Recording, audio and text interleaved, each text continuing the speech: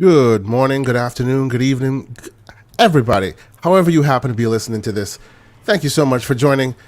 Welcome to the Gaming Circle podcast, the podcast where, we try to diversify sometimes, the way we game, the way we like to enjoy the hobby we all love. And, this week we're going all Team Blue a little bit, where we touch on most subjects most weeks, but this week I figure we go all in heavy a bit on the games we've been playing on the PlayStation side and what we're excited for. We have a bunch of news on PlayStation side, so we figure we talk all PlayStation. Now, when I say we, usually I mean myself and Mr. Everborn Saga, who happens to be running a little late today. So I guess we'll go right to the special guest and announce him, Mr. Badbit from the PS Trophy Room.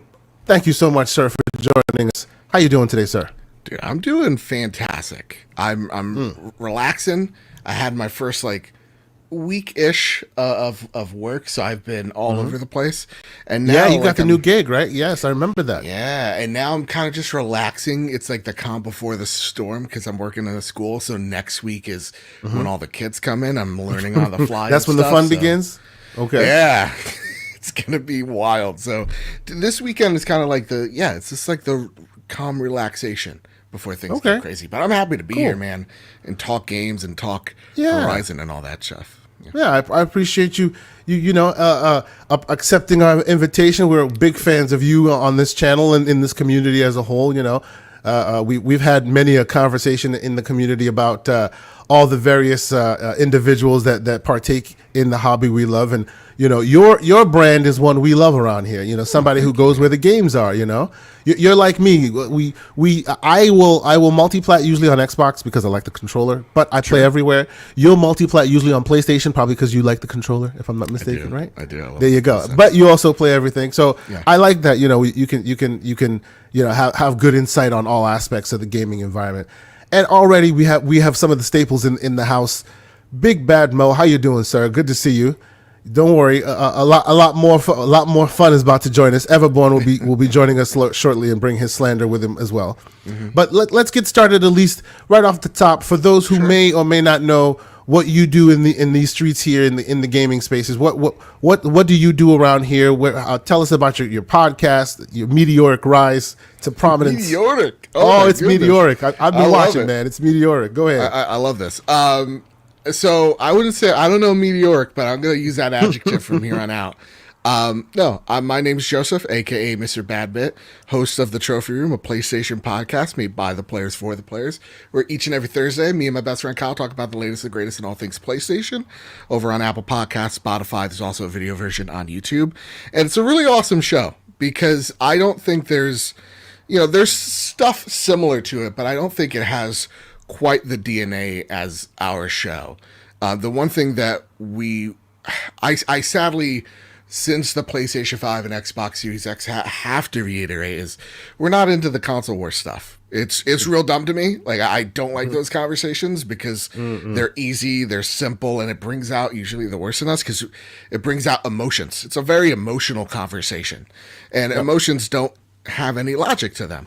So to me, the beauty about this show is, I am a gamer. You put any controller in my hand, I'm going to play that game. I don't care if it's on Xbox. I don't care if it's on PlayStation. I don't care if it's on Switch. Depending on the game, I don't even care if it's on PC. It's just I want to experience that thing. It's something that I've always had the luxury of having most of the consoles around me. So I never had the brand loyalty of stuff. For me, I appreciate PlayStation, but more so the devs. And I'm covering PlayStation like a beat reporter would. Like if they're covering the Yankees or the Mets, if you're in sports, I just so happen to be covering PlayStation. And the beauty of that is, me having a knowledge base that's a little bit more broad. Kyle comes in and he is the centered PlayStation gamer, been a gamer, a PlayStation ecosystem since PS1, PS2, PS3, PS4, and he's filling in the gaps that I don't have. And so the beauty about what Kyle brings isn't just the passion, but also that shared love. Kyle doesn't have a negative bone in his body. He hates the console war stuff just as much as I do, and we always want to recognize there are things that Xbox does that are better than PlayStation. Like we'll get into it later, like things like smart delivery. There are games that are amazing on Nintendo. There are amazing games everywhere. And we want to respect people. Yeah, we want to respect people as much as we can. So one of the biggest compliments we get is like when people tell us, hey, I'm an Xbox gamer, but I listen to your podcast every week and I love it. It's refreshing. There you go. That's the stuff that we want to bring because too much of it is too negative. We can have nuanced conversations without being all negative towards each other. So that's what I think the trophy room really brings to the table that sadly I don't see a lot of other podcasts do. And, to us, it's like we don't carry ourselves like we are the knowledge base or the wizards of PlayStation. We carry ourselves like we're fans of the platform, but more so fans of games. And so that's always what we're trying to bring each and every week to the show. And that's why I love it so very much. And it shines through. It really does. It shines through. You guys have fun. You can tell that you guys are a bunch of brothers just enjoying the gaming aspects and the conversations that they bring, and as a guy who I'm big into the gaming podcast space. I enjoy watching and listening to a lot of them. You guys are in heavy rotation in mine, so it's always good because you don't get all of the aspects from all the various, the gaming is getting bigger all the time. So sometimes it's good to hear other people's opinions, other aspects. Hey, they're very, very much more focused in the PlayStation landscape. What's it look like there? What do they like? What aren't they liking? What's the conversation there? And without all the, as you say, without all the ridiculousness that tends to come with the the console wariness and all that. And you guys are very good for that. You get the cool convo, good conversation without all that negativity. So and I appreciate honestly, you joining us. Yeah, we love bringing in folks outside the ecosystem. Like I'll reach out to a guest and like, we're really mostly Xbox. I'm like, I know. We want you here. That's right. Like we had Cog on the show last week, which was fantastic. Yes, I saw that. Great episode. I love Cog. He's seriously one of the best in this space. Lord Cognito has a fan here. We are big fans of the ILP around here. Yes. Yeah, and like I even told him during the show and afterwards, like Defining Duke, one of my favorite Xbox podcasts.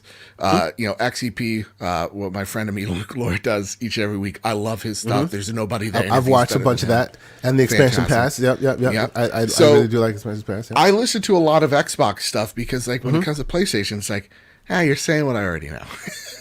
Sure, I love getting that different perspective, man. That's what we always need. Yeah, I completely agree.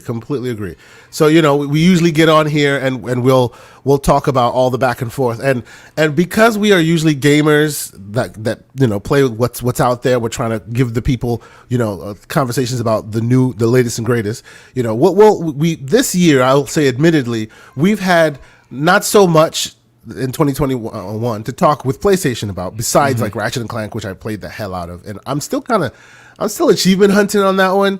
There are a few of them that are a little annoying to get once you get to the bottom of the barrel, but I'm still hunting that one. I'm still enjoying it.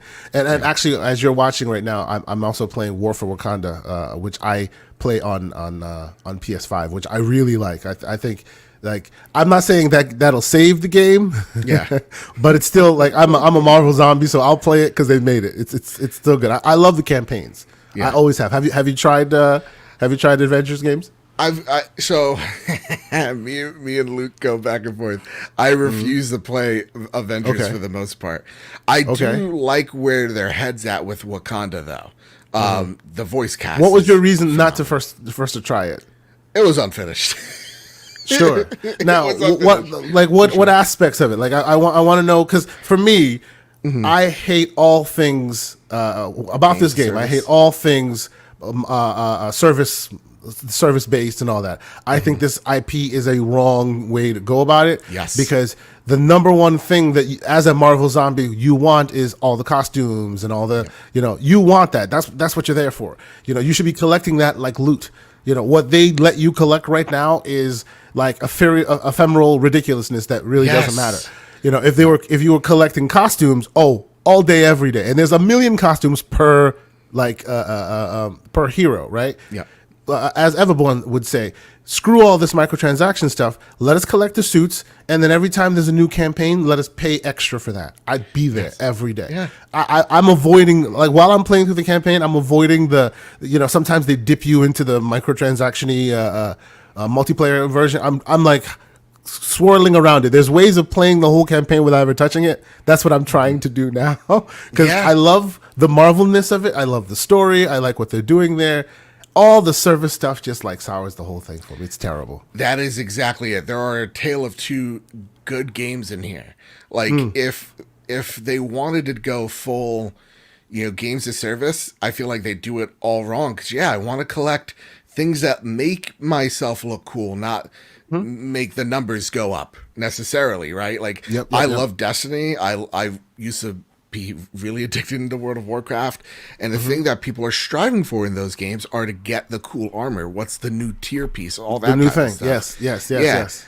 Avengers doesn't have that, and so it's just like, and every time you're like, oh, I got a new piece of tech, or Iron Man got a new piece of loot, it's like, why couldn't Tony just make this? You know what I mean? Like, it always breaks my brain. So I hate the live service element in Avengers. It's actually, it is the reason that it's terrible. It's absolutely terrible. You want to run around when you see other people in the world, and this is me playing very badly, by the way, just for you to know. Keep watching me. I'm playing terribly in this right now for some reason. I don't know why. When you see people running around in the world and they have the cool costume, you want it to be like, oh, they earned it. They did this. They followed this path. They found this method, right? This game, all you really want to do is just go in there, spend a bunch of money, get the coolest suit, run around for 5 minutes, you're done. That's all you really need, because anything else they're telling you to collect doesn't really matter. Like, you don't see it, you don't feel it, it doesn't matter, it doesn't change your moveset any, it's just a little misguided, the whole thing. And I do appreciate, though, that Marvel has not stopped with just this. At some point they were really busy in we'll dab our toes in. They've been in the mobile space for a long time. Yes. But they never really focused heavily in this aspect. And now we're seeing Midnight Sun. We're seeing all these other things, all these different bites at the apple. I appreciate that. What do you think? I appreciate that too. Like, I said it on the trophy room a few weeks back. Is like, I really like what Marvel's approach is. It's not a home run every time, for sure. Like, Avengers is not it, but like, to see them go, okay, 2K, we can make a third person action game like Spider-Man for every one of these heroes. Well, let's go out there. You're gonna make us an XCOM game.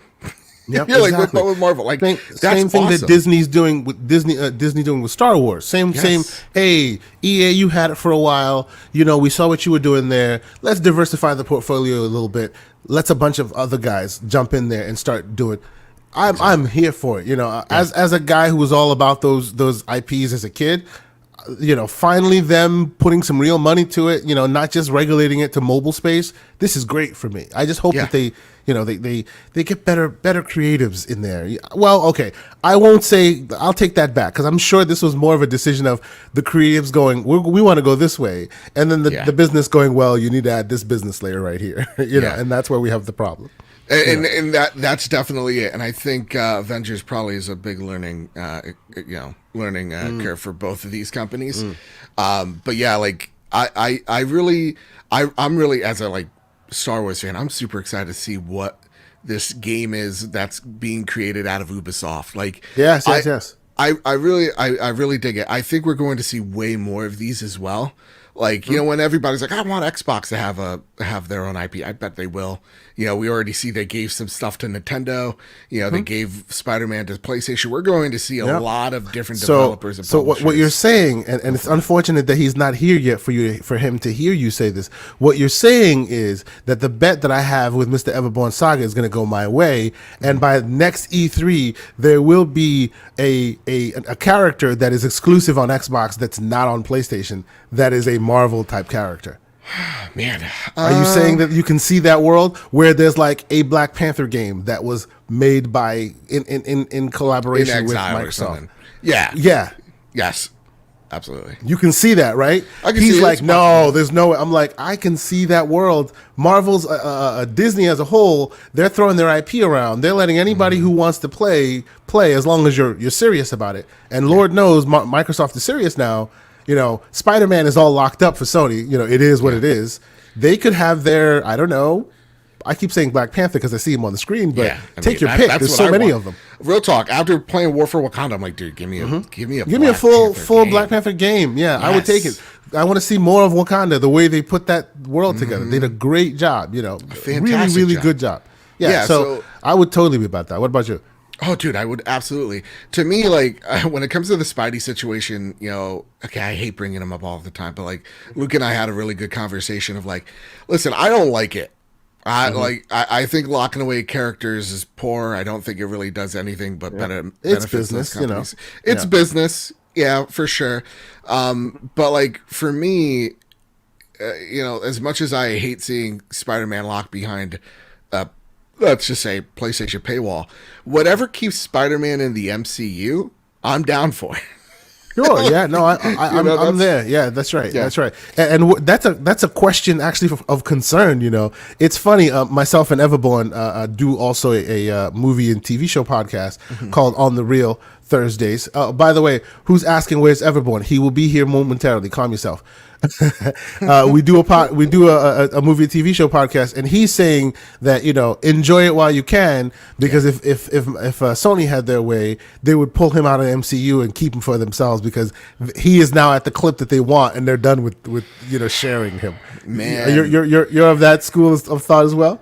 No, it's not so much like Sony doesn't want to share him. I think it's Disney doesn't want to give Sony much money. Like, true, you know what I mean? See, so, and we're going to completely take a tangent here. I say there's a universe in which Disney goes, okay, you like, for a while now, your Spider-Man haven't been as shiny as you want them to be. We have MCU-ified him. He is golden now. Take him. He is yours. Give us Miles Morales. Yes.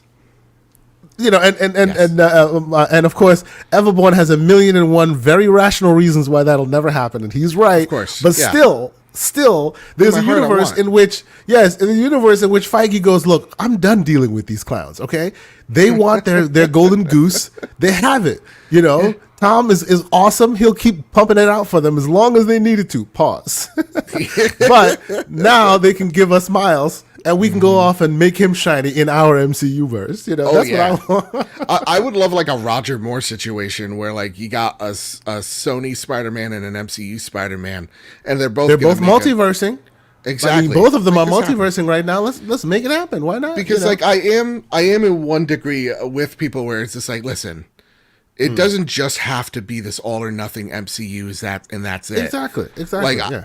Many diverse stories. They've already started branching out already, even in the MCU. But for me, my favorite superhero movie, my favorite movie of all time is Into the Spider-Verse. Like, I think it's a masterpiece. So, I agree with you 100%. Yes. Yeah, as long as, like, Sony suits stay out of the way in some aspects, like, I wouldn't be totally against the idea of them taking Spider-Man back, because like, other stories should exist, or other universes should. Yeah. No, I agree. I guess get concerned because Sony Pictures, notoriously dumb. So, well, people forget how it used to be before the MCU. People go, "Oh yeah, he should take his Spider-Man back." I'm like, I remember those Spider-Man movies without Raimi movies not included, but some of them weren't that good. But anyway, exactly. hopefully, like when after they bring Spider-Man into this actual game, it will be worth all of the hubbub that it caused, because that's the reason why I actually bought it on PlayStation, because I was like, hey, well. And I think this was at a time when it was on sale or something like that, and it was really good priced on PlayStation. I'm like, hey, why not? Let's give it a try. And I love the campaign. I really do. I think I'm at like 99% almost complete with the campaign, and then I veered off into this world. But it's great campaign wise. I just have to avoid the multiplayer at all costs. Hopefully, Spider-Man makes it worth it, and they fix it along the way. I hope it doesn't end up like what's the other EA game that started Anthem? Great. Anthem, yes. I hope they don't just like go, well, we tried, let's put it all the way and try again next time, you know. They really, I'll give Avengers this. They really did give it a solid effort to bring this game back. I still am in the camp where it will not come back. I think there will be like an you're just wash your hands of it. We're done. Let's move on. I definitely think there's like an Avengers 2 that's going to fix all these problems. Okay. Yeah. But because this was supposed to be the Taken King of their You know, and to see the Avengers being lapped by like games and services like Destiny, I'm just like, how did you allow? This is like the world's most popular IP right now. Yeah, it's getting lapsed by Destiny. No, it's unfortunate. It is unfortunate, and they're kind of ruining the IP, like the cachet of it. You know, you would think that this should be the game that everyone's playing because you know we all love the movie so much, but. Oh well, it goes to show you can't always predict these things will automatically be perfect. Let's transitioning a bit away from that. Let me ask you, in general, what have you been getting into? What games have you been seriously about playing these couple of weeks? So man, because of work, I was actually thinking about this last night, and even this morning as I'm like looking at games that I want to try out and play. I was looking at the PlayStation Store, and I was like, "What is there a game that I'm?" Like an easy plat. Like what's something? There's nothing right now. Something that you just want to throw on, just enjoy yourself for a while. Yep. You know, I've got it all. Like I've done it all. You know what? I'm gonna say something very unpopular, but I feel like it needs to be said. Okay. I don't dig Psychonauts 2. Okay. Okay. And I know that's it's very unpopular to say. Not every game is for every gamer. Not at all. Yeah, go ahead, speak. Because like it's one of those games. Because I was talking to Ains about it. Ains is like, this is his game of the year. Like he's loving it. I am loving that game. Yeah. And I think for me the problem is I need to play Psychonauts 1 because in the corner of my mind I feel in my mind's eye I am missing something. Okay. And although you could jump into this and not necessarily need one, I feel like I do. Okay. And so, like, to me, I think the platforming elements are fantastic. I think the writing's written really well. It's one of those cases of, like, I just don't know if it's for me. The only thing that I have, like, a problem with as I'm, like, 4 hours, 5 hours in is really not a fan of the combat. But other than that, like, it's... I agree with you. Yeah, it's the just not the best. Yeah, it's like it's an amazing game. It deserves all the accolades. It's just like I'm just like not vibing with it right now. So I feel like I hear you. One of those situations where I think I'm gonna come back to it in a few months, and then really get into it. It's gonna be there's a game that I did that with. I think Assassin's Creed Odyssey. I remember playing the beginning of it and be like, oh, this game, meh, and I dropped off of it, and then you know a year or two went by. I'm like, I'm gonna try this out. Like during the Valhalla. You know, September. I'm like, let me, or sorry, summer before Valhalla, and that game became. I was like, this is one of the best open world games I've ever played. So I'm thinking it's gonna be like that type of situation where I'm probably just not in the right mindset. But other than that, I have been talking about Destiny. I jumped back into Destiny, and I think this is why Psychonauts isn't speaking to me much, because now that I'm busier, I am just looking for something to shut my brain off and just Just like shooter. I get you. Yeah. There's some times where that's all you need. Yep. And Psychonauts is not that. Yeah, definitely not that. Definitely not total opposite. Not that. No. Yeah. Dude, let me tell you something. This game, so I've played it everywhere. Xbox, PlayStation, PC. I remember playing it on PC because of the 60 FPS and how much of a game changer that was. And I got it on PlayStation 5 thinking I was going to get the DualSense capabilities because I love that. I'm a slut for haptics. Didn't get it, man. Haptic slut. Yeah, man. I'm just like, I'm an easy lad, dude. You give me adaptive triggers and haptic feedback, and I'm buying that game probably. And so, like, I was a little disappointed that there's none of that. But there's not too much of that. Yeah. I'm hoping they fix that for the Witch Queen. But man, dude, like that game, 60 FPS on a console. It's awesome. It really is. It's awesome. I heard it's 120 for Crucible, if I'm not mistaken. True, very true. Yes, indeed. That game, like campaign-wise, it goes to so many like heady, complex places. If you kind of catch it in the middle, you're just like, "What the hell am I talking about? Where are we?" But the moment to moment, just pick up and play, shooty, bang, bang. Oh my god, it's still masterpiece level. It really is. Dude, real talk. I saw a cutscene. I did not know any of these characters, but they were doing cool shit. I'm like, oh man, this game. All right, this is awesome. You know, cool. Yeah, I don't know who any of these people are, but I'm rooting for them. Because I watch Cog's Destiny podcast. You know, I watch that from time to time. I watch a couple other shows just to hear what the community's talking about the game and what they're thinking about it and all that. And sometimes it's complicated, you know, but still, it's one of those games that you can just forget all of that. You just jump in. You just want to.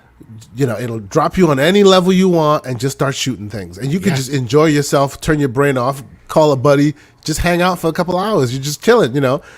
Not every game can do that for you. It's very special in that way. And if you want to get heady into the lore, into the campaign, there are people who are like in it like all day, every day. You know, it's great. It's really cool. Yeah. It's interesting.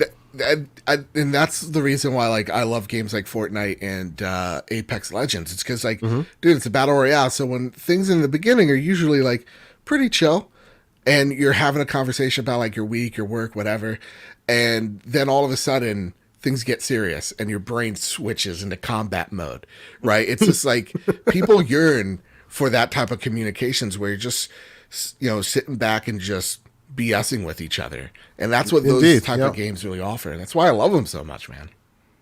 I completely agree. I can never, like, I have tried to jump on the month to month, like season to season bandwagon.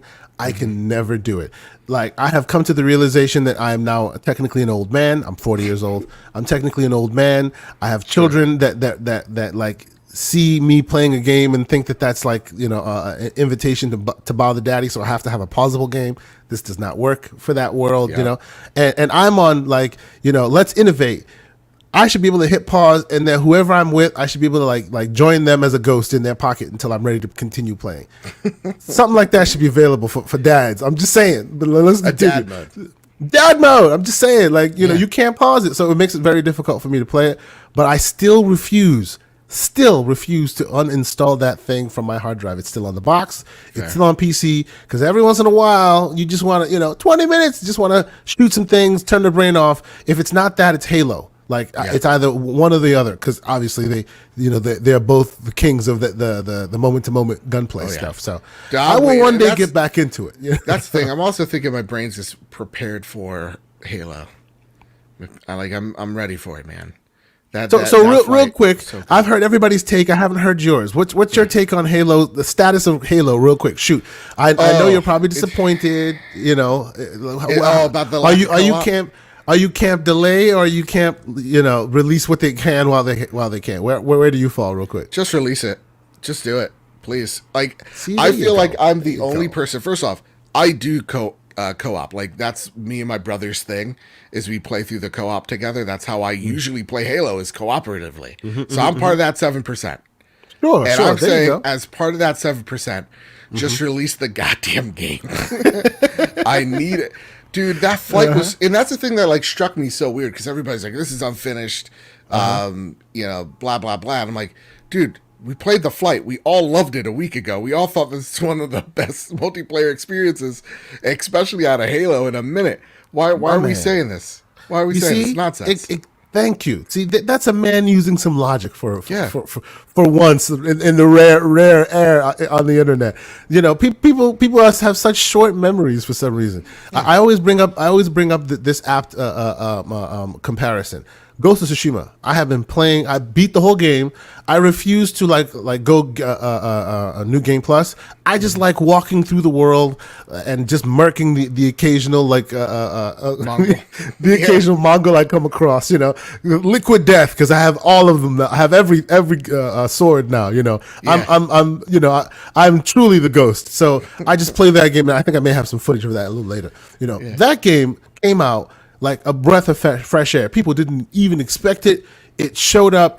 It blew everyone away. I mean, you know, chef's kisses all across the board. Exactly. I don't care who you are. If you are a gamer and you love playing games and you have not tried that game, what the hell's wrong with you? You got to play that game, right? And while people were in love with this game, I don't know where they went. And guess what? There's a multiplayer. And everybody went, oh, amazing.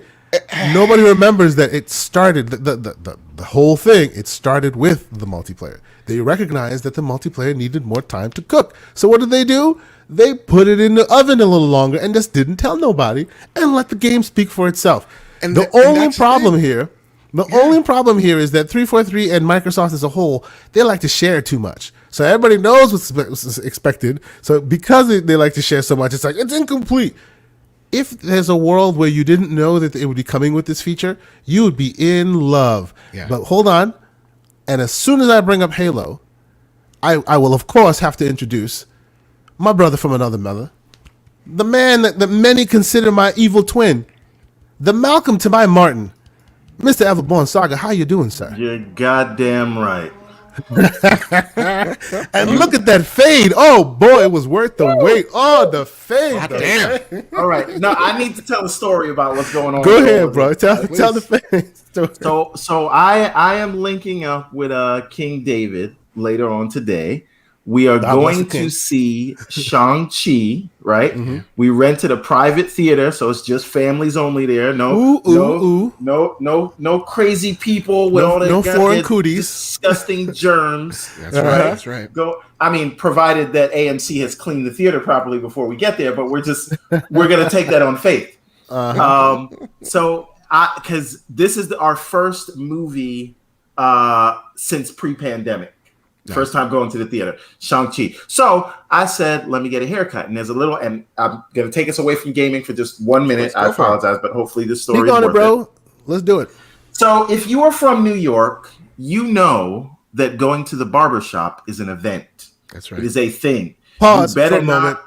I must give this comment its due. Everborn and King David are going on a date tonight. Oh, I'm glad that you started that with pause. Yeah, indeed. Continue. So, if you're from New York, you know that the barbershop is an affair. It is a 4-hour event for me, and the same guy has been cutting my hair for the better part, nearly 30 years, since I was 12 years old, right? Damn. But what happens when you have a barber like that has just known you forever, they kind of take you for granted a little bit. Oh. They're like, oh, it's just Steve. I know it's his turn, but let me go sit down in my chair and then eat lunch right in front of him. And we'll talk about basketball. Play some PlayStation for an hour or so. Right? So, there's a lot of times where I will not go get a haircut just because I know I have to have 4 or 5 hours available. Sure. Right? So the missus goes to a different place to get her hair done, but it happens to also be a barbershop. And she's like, why do you take forever whenever you go get a haircut? And I'm like, look, it just is what it is. I don't know how to explain it to you. That's just, I've been going there forever. I can't change barbers, right? That's like cheating, right? So she, for years, has tried to get me to go to the barber that is inside of the hair salon that she goes to. So today I said, you know what? Fine. I don't really have 4 hours and I'm in dire need of a haircut. Let me go try this out. Hopefully I don't bump into my barber anywhere. Because it's very awkward if you bump into your barber and you have a haircut that he didn't give you. Right. Mm-hmm. So I get the haircut, and I don't know if it's because I was a new customer, but I get the works. I get the face massage, the hot towel, all the creams and the oils and all those things. I feel like pause needs to be used somewhere in between there. Listen, continue. You can use whatever you want. I was so satisfied with this haircut. I said, Lord, how much is this? He was like $25. I was like, $25? Hold on to this $50 bill real quick. And I'll see you next week, sir. He paid him double. Oh, that was for all of this, because I didn't wake up like this, as they said.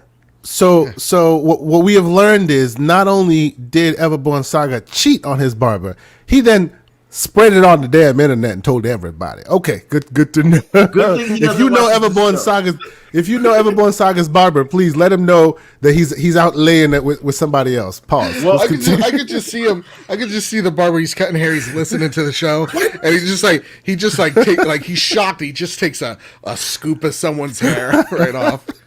How dare he? No, but if I wait long enough, he'll never know that I was unfaithful. right? So that's the This thing. conversation's heading towards very, very strange Real territory. talk. We got the same thing, since tri-state area here, right? So we have it, but like with our pizza guy, like we used to go to one place in particular for years because we thought that was the best pizza, and then we found another pizza place, ironically same name, just different location, and we go there now, and we took a big stint, and he literally like a month when we finally ordered from him, he's like, "Hey, where you guys been?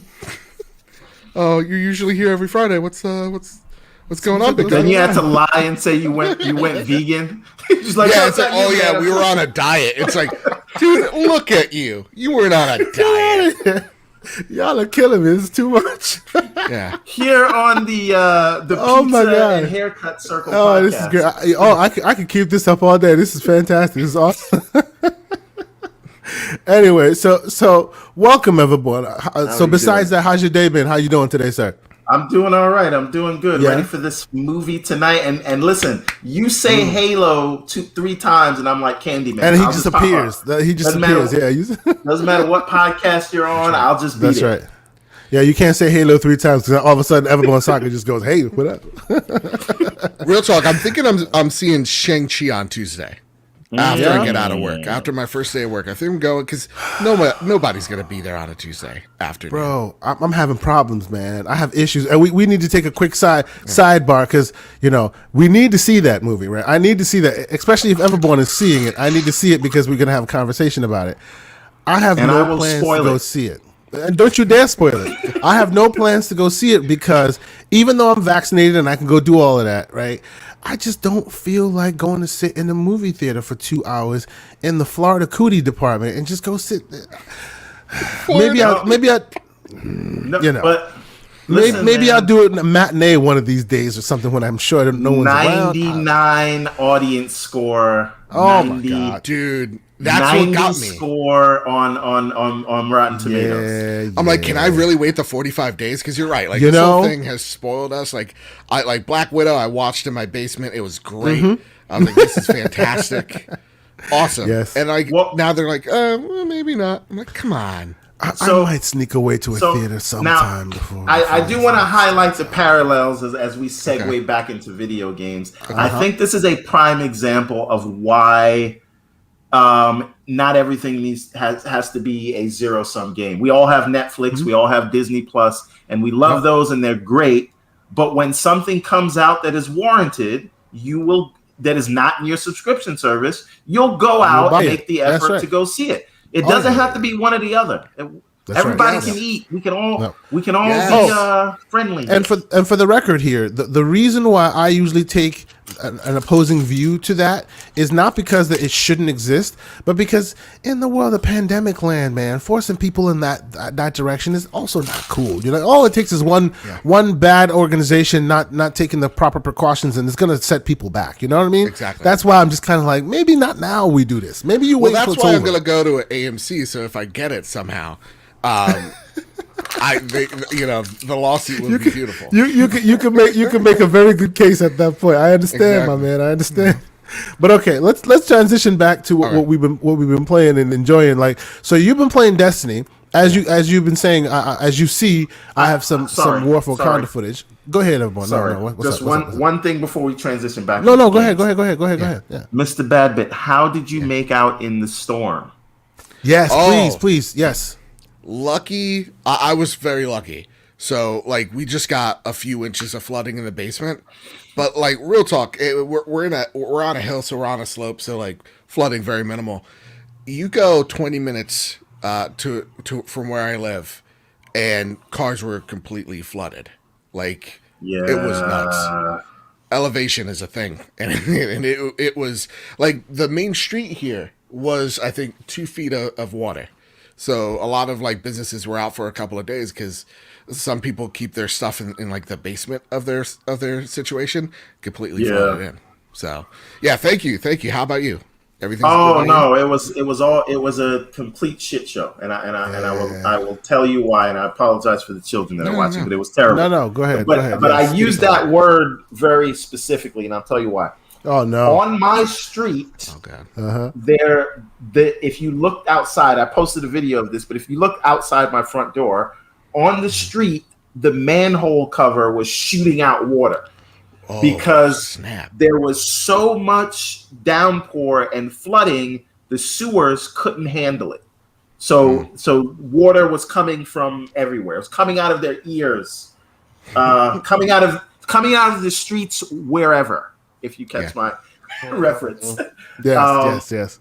And so everyone on my street basement flooded from the main drain line. So that's where it was backing up from. It's not like it was coming in through windows or pores or anything. It's the main drain that went back into everyone's house. And it was basically up to my ankles. And but I have tenants in my basement. Okay. So I had to like make sure they were okay and make sure the necessary breakers were turned off so nobody gets electrocuted. Don't want a lawsuit, right? I mean, you also don't want dead people, but but also don't want lawsuit was priority. I'm just saying. Right. So so that, and then like the floors are all ruined down there, and so that's going to have to get replaced. Hopefully, my insurance will cover that. So I made a claim. Would this be flood insurance? Yeah, and I feel like I was pretty sure to get it, but I don't want him to say some act of God nonsense. Yeah. So we will see. And then it was everybody. So I don't know if they're going to say, well, you should build a city. I have no idea what's going to happen. But hopefully, knock on wood, I'm going to be on a come up from that. Maybe we'll. Maybe you can flip it. There you go. I should have actually. I'm not a businessman. I'm a businessman. Man, yeah, I hear you. I should have led with that, by the way, since you were running a little late. I was waiting for you to come, but I appreciate you reminding me. You know, I hope both of y'all like somehow you seem unscathed. You know, usually this is something y'all should be asking me because you know y'all know where I stay at, but for some reason this has avoided me. Knock on some particle board. And now I see my brothers up north having some issues. What's going on? It's so unfortunate. Shout out to global warming. At least we're doing nothing about it. Oh boy, so here we go. There we go. As I said at the top of the show, don't worry. When everyone shows up, the level of slander will rise exponentially, and here we are. Indeed, yes. I'm like the Spice Mines of Dune. Don't start. We will continue the Dune conversation on the real, which I missed last week, by the way. I know that life happened, but it was sorely missed in our household. Anyway, so yes, hitting it back to gaming. In fecal matter on Thursday. Stop. Anyways. Oh, visuals, man, visuals. What have you been playing as far as gaming is concerned? And today, as I'm sure you're aware, we're kind of sticking not more to PlayStation, but you know we're going to be speaking more about PlayStation within the PlayStation ecosystem. So you know, what has been keeping you busy this week besides the storms and the fecal matter? Psychonauts 2, and I just want to point out, I put out a post before either game was released. Which do we think has a better shot of game of the year? Here he goes. Psychonauts. Here comes the victory lap. Here it goes. Or Ratchet and Clank. And everyone thought I was crazy. And it was a poll. It was 18 to 82% in favor of Ratchet. Right? And which is fine. But I thought it would have been closer because I thought it was a legitimate question. Now, fun fact. I love the game. I love the story. I think it is more creative than Ratchet. Yeah. But so far, and I'm only a couple of hours in, maybe like 2 hours in, I feel like I was having more fun with Ratchet. Not the story, not the presentation, but the gameplay loop itself. But I do need to note, this is my first Ratchet game. I didn't play the other ones. I know a lot of people said they were samey. But for me, it's not samey because it's a little bit new. But Psychonauts 2 feels so much more creative. It feels so much more well thought out. But just loop wise, I think the combat is better in Ratchet. So I don't know. It's a toss up for me. Because real quick, the same. So real quick digression. Okay. Yeah. I always had a problem with people making the Psychonauts 2 versus versus Ratchet and Clank comparison, because they are, even though they're in the same genre and they're the same game, their historical information that comes to the table for both of them inform them so much, and they're two very different games. And what I mean by that is Ratchet and Clank has had its chance to diverge and go off and do very creative things in very different places. They've had multiple iterations to hone in on this well-worn, tried and true roller coaster ride that is Ratchet and Clank. And it's perfect. I mean, chef's kiss, right? Yeah. What they did this time around was add the visual elements to the already existing amazing gameplay that has already existed there, right? Yeah. This game, Psychonauts 2, is the literal second bite to the apple for a very indie team that has been so indie that it took them double-digit years to make the second game, right? You can't compare the two. I get that. I actually disagree with you. I think you can compare the two. The reason why I'm saying you can't compare the two is because, from my perspective, the history that comes with it, right? If we were talking about two IPs that have had multiple iterations, that have had their opportunity to find their voices, that would be more of an apples to apples comparison, in my opinion.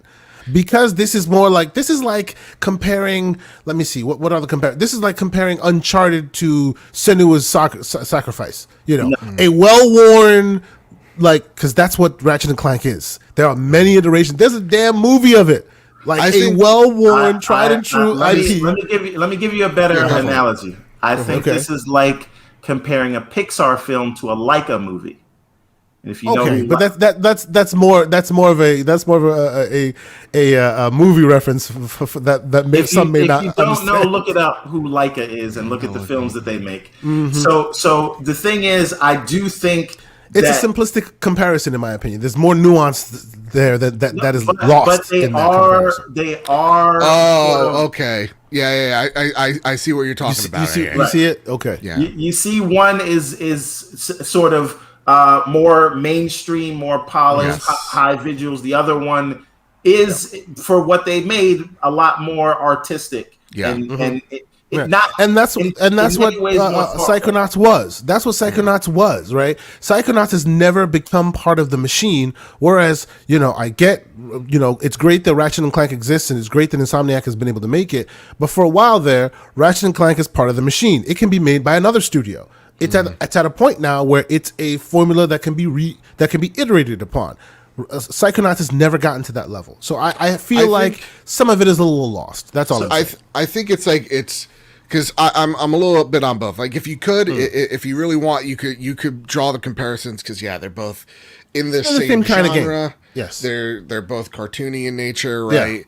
Yeah. To me, I think Psychonauts. Yeah, I'll agree with Everborn, dude. It's a brilliant. It's awesome. Game. Yes, it's well written and all that. But it's also not meant for everyone, which you're absolutely right about. Some people don't like the visual style, which is very, very, very, very a true complaint to have. Some people just don't get it because it's from a different time, Yeah, and I think when it comes to Psychonauts, what it shares in its genre, because just because it's in the same genre, I don't compare the two, other than that they're in the same genre, because I think Psychonauts is more platformer than action, and Ratchet and Clank's more action than platformer. With some platforming elements. I actually think Psychonauts could have done without the combat. Yes, we were just talking about that, where I'm not digging the combat, and the one thing that I forgot to mention is the one thing that's taking me out of it is the time on sticks, where I'll perform one action and then I'm watching this little cutscene, and I'm like, can I just play?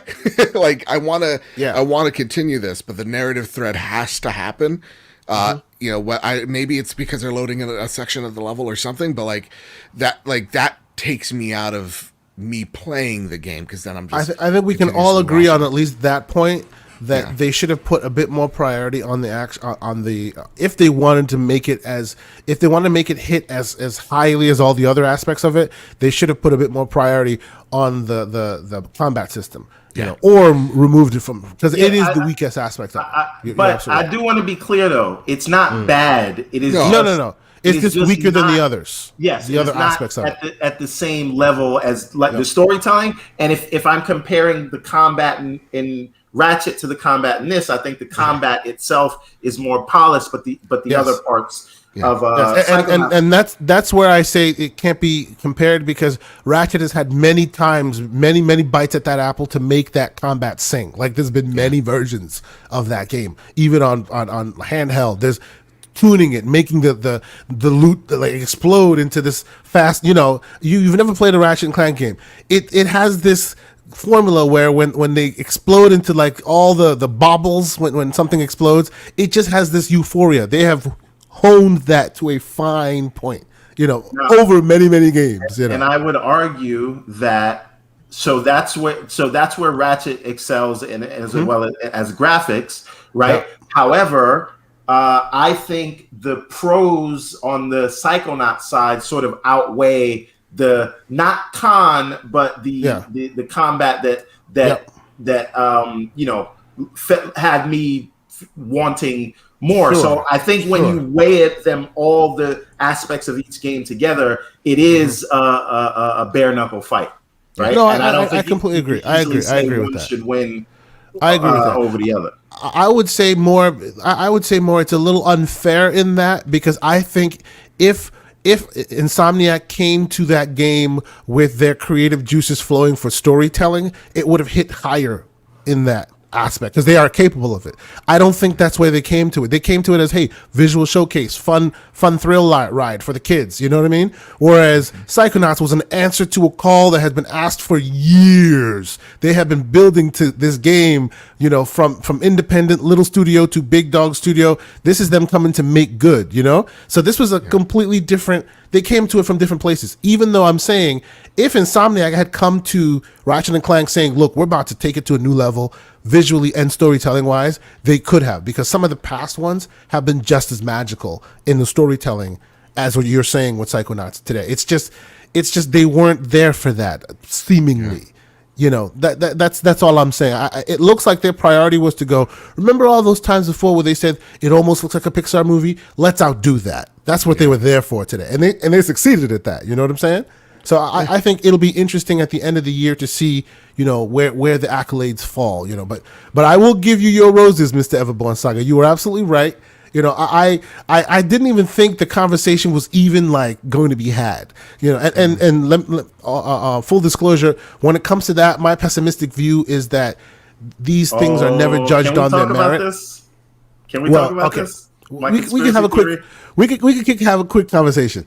I feel that these awards are not doled out based on the merit of the artwork, of the art on display, and there's usually more bureaucracy in the back room than that. Yeah. So whether you're the best or not doesn't mean you'll win. So because of that, I feel like whether my quote unquote my team or your team or whoever team wins, it doesn't really matter. Like, it's more about what position they were able to secure. And honestly, for themselves. if I could just say, if let's say, Psychonauts 2 wins, that's awesome for Double Fine, because they are such an underrated small well deserved. Yes, that is just so talented and constantly, from what I hear, hits above their weight constantly. And this is just another example of that. True. And it's awesome to see.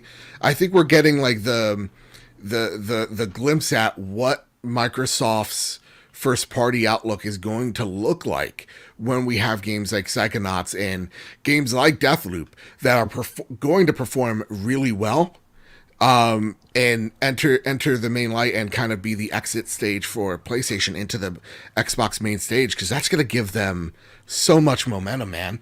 Like, this is it's going to get very competitive in the next 2 to 4 years. It's going to be awesome to see. So real quick side note from me.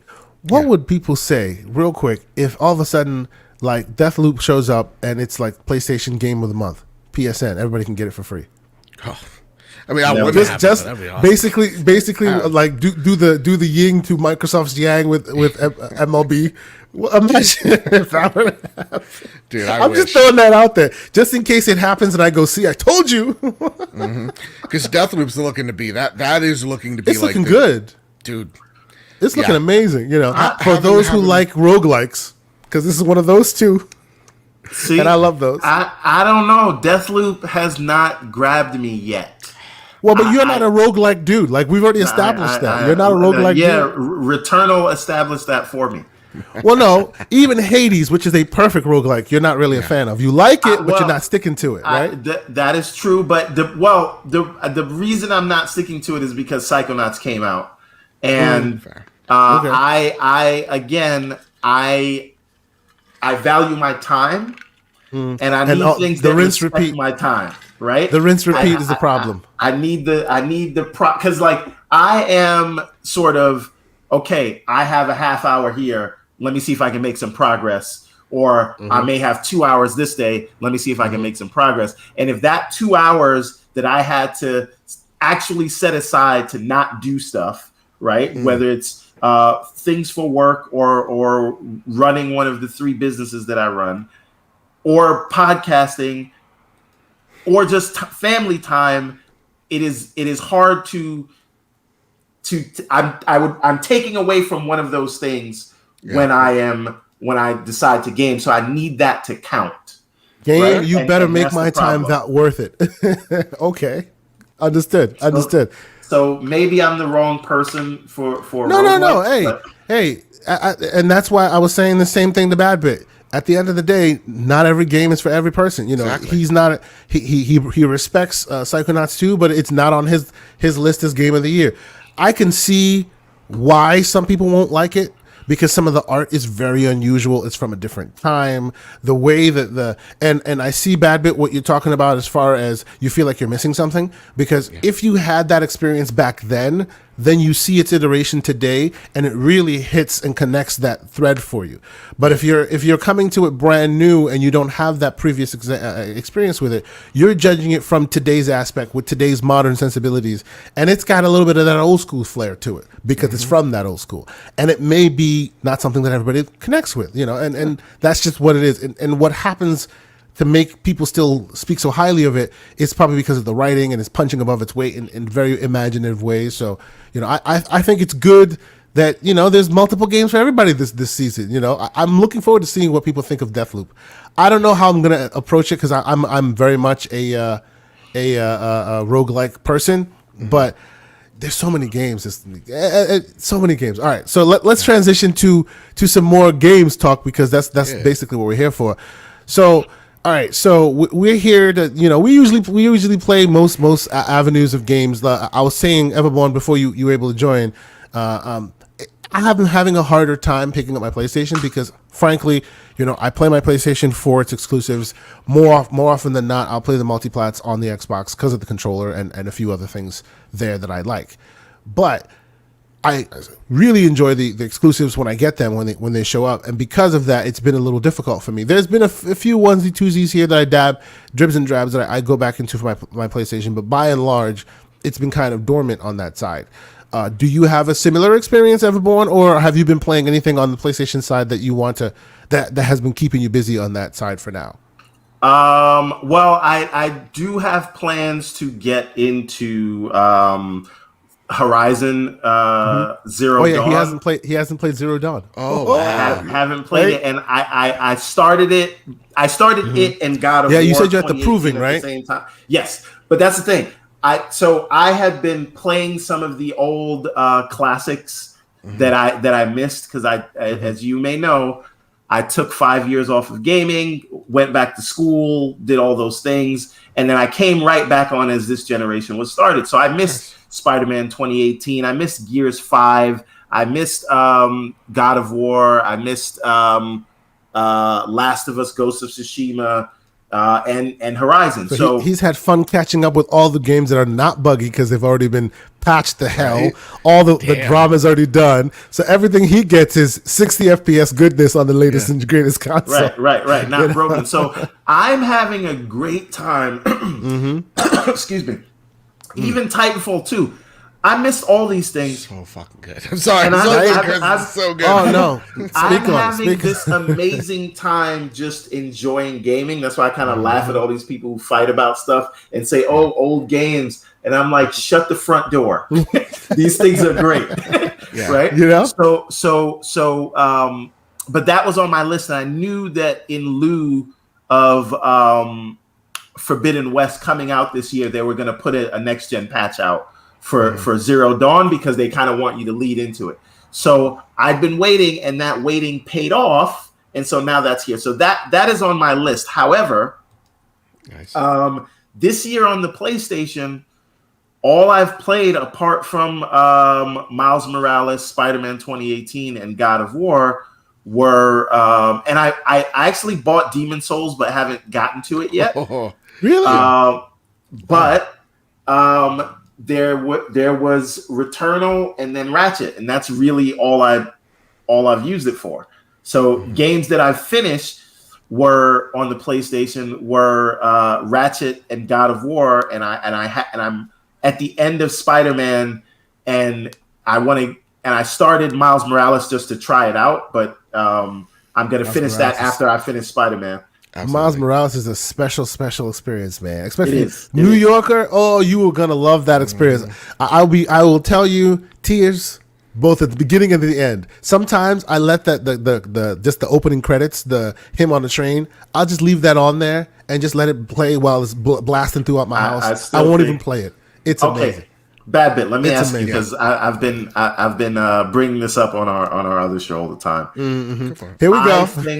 I think Miles Morales has outgrown the Spider-Man moniker, and he deserves needs to have his his own own name. superhero name. He needs to be just like Batwing. Venom. He needs to be Batwing. Just like Venom had started out as Todd McFarlane wanted a gnarly Spider-Man, so he gave him teeth and claws and made him wear all black. And now he has his own thing. Your always universe. analogy is Venom, but the problem is Venom started with Venom's name. That's the problem. Miles Morales can't start as Spider-Man and then become something else. He should have started with a different name. He should have started with something. Here's the thing. Badbit, go ahead. I reiterated. I'll reiterate, like I said earlier in the show. Into the Spider-Verse, best superhero movie, best animated film, best film Ever. made. Masterpiece. You can Indeed. do it. You could do it. Even if you're like doing like the same familiar strokes of Into the Spider-Verse, you could make a Miles Morales story start off where you're killing a Peter Parker. This is its own universe. You're killing off a Peter Parker to introduce a Miles Morales, introduce his world, the rules, and all that stuff. You could do it, and I would be 100% down for that. Yes. And Yeah. again, like we were talking about before, you have the Roger Moore movies, you have the Sean Connery movies. You know what I mean? You could have that. You could put multiple Spider-Men, in their own movies. They're gonna sell. No, they are, and that's fine. And Pixel, yes, he started as the black suit, which he got from Secret Wars. The first one, I was just about to explain the it. newer Yes. one. But I'm saying when Todd McFarlane created the Venom character, he wanted a badass. version of Spider-Man. yes. So, but anyway, yes, you're right. Anyway, I say all this to say, I think it does Miles a disservice. I think he's outgrown the Spider-Man name, and I think that comparison will always be there between him and Peter, and that comparison is unnecessary. He is big enough. I think he is big enough to do his own thing. To stand on his own. Yes, To be and his I own feel like Spider-Man. he's still standing on the shoulders of Peter. And So as long as he that's has not the Spider-Man necessary. name, he will always be standing on the shoulders of Peter. Is that the case? Right. Yeah, and I don't think he should be living up to the Spider-Man moniker. He should be defining his own lane. We should and workshop he's some already new done that. names for Miles Morales Spider-Man. Let's workshop some names one of these days, which we will on the reel. Let's get back on topic. But no, I hear you. You make a strong argument. I just would like to hear the alternative before I can go there, because that name matters, man. That name matters, right? Like Nightwing is a great name, but has never caught on because he's just Nightwing. He's never Batman, right? So I hear. I hear what you're saying, but you don't want to risk like making him the wicked stepchild of the man. You want him to outshine. He's too big for that. The name That's why now matters, is so the we time. have to figure it out. But okay, let's get back on topic. Okay, so I understand that you're gonna be getting into Miles Morales, and when you do, Everborn, when you play it, maybe we can talk about it. We can deep dive into it, because that game deserves like some conversation. Like Miles Morales itself, it's a small little experience, but it deserves some conversation. It is such masterpiece level storytelling and I'm far enough along to not appreciate that Miles is running Is the behind a simp. girl that's Is trying the to kill him. simp. Yes, But I yeah, get you. I get you. I get you. There's conversations to be had about it, there but needs to be reciprocity in any relationship. You can't be running after somebody that's not giving you back that same respect and love. Don't come on, finish Miles. the game, man. Finish Peter the would game. have never done that. That's all I'm saying. When you're done with the game, we can have this conversation. We should deep dive into that. I actually should get back and replay it. I've actually New Game Plused it. I just haven't finished it yet. But all right, so we'll still talk about a bit more PlayStation centric stuff before the show ends. What I think I want to get into now is I think we'll save the fun part for the end, which is our predictions for this showcase that's coming. There's a showcase coming. It's been long rumored, right? It's been long in the conversation, and finally, it looks like we're going to be having a PlayStation showcase this August, and we're all excited for it, and we should have conversations about what we think will be there. But before we get there, there have been a bit of conversation, a little bit of consternation in the community about certain PlayStation centric topics that I kind of want to touch on and get your bead on it, Joe. And I think Everbone, we've spoken about it a little bit, and we can continue that conversation. The first part I would say is probably the freshest wound that the people have been conversating about it would be that there was obviously in the past, when this whole conversation of we believe in generations and all that happened. Go ahead. Just one thing, and I don't want to derail us. It's just go Pixel ahead. is in the chat trying to pull my card. He said Pete never chases MJ. Yes, he does chase MJ, but guess what? She's not trying to kill him, and she shows reciprocity because she also loves him. That there's a difference between a cat and mouse and fighting for the honor of a rat trap. So, but anyway, please, I apologize. No worries. We can do this on Thursday, Pixel.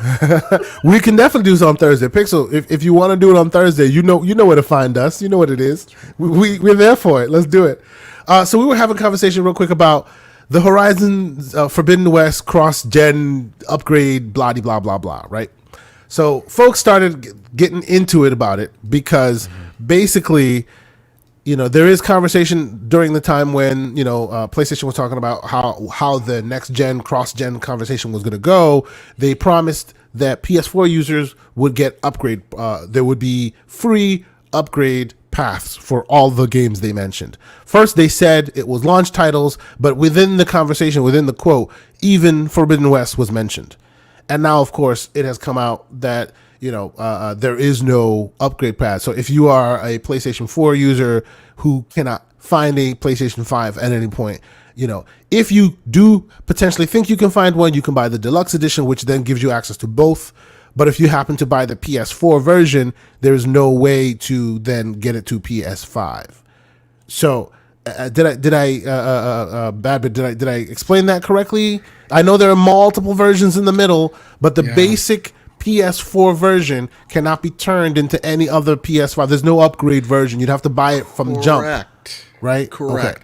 Okay. And let everybody know, I run a PlayStation show. I'm going to have PlayStation bias. It's just how it is. Please, man, speak on it. It's all good. But go ahead. What Xbox has shown this generation is just how smart they are, and when they thought of how to progress between games, because they knew that this generation would be way more fluid than any other generation before it.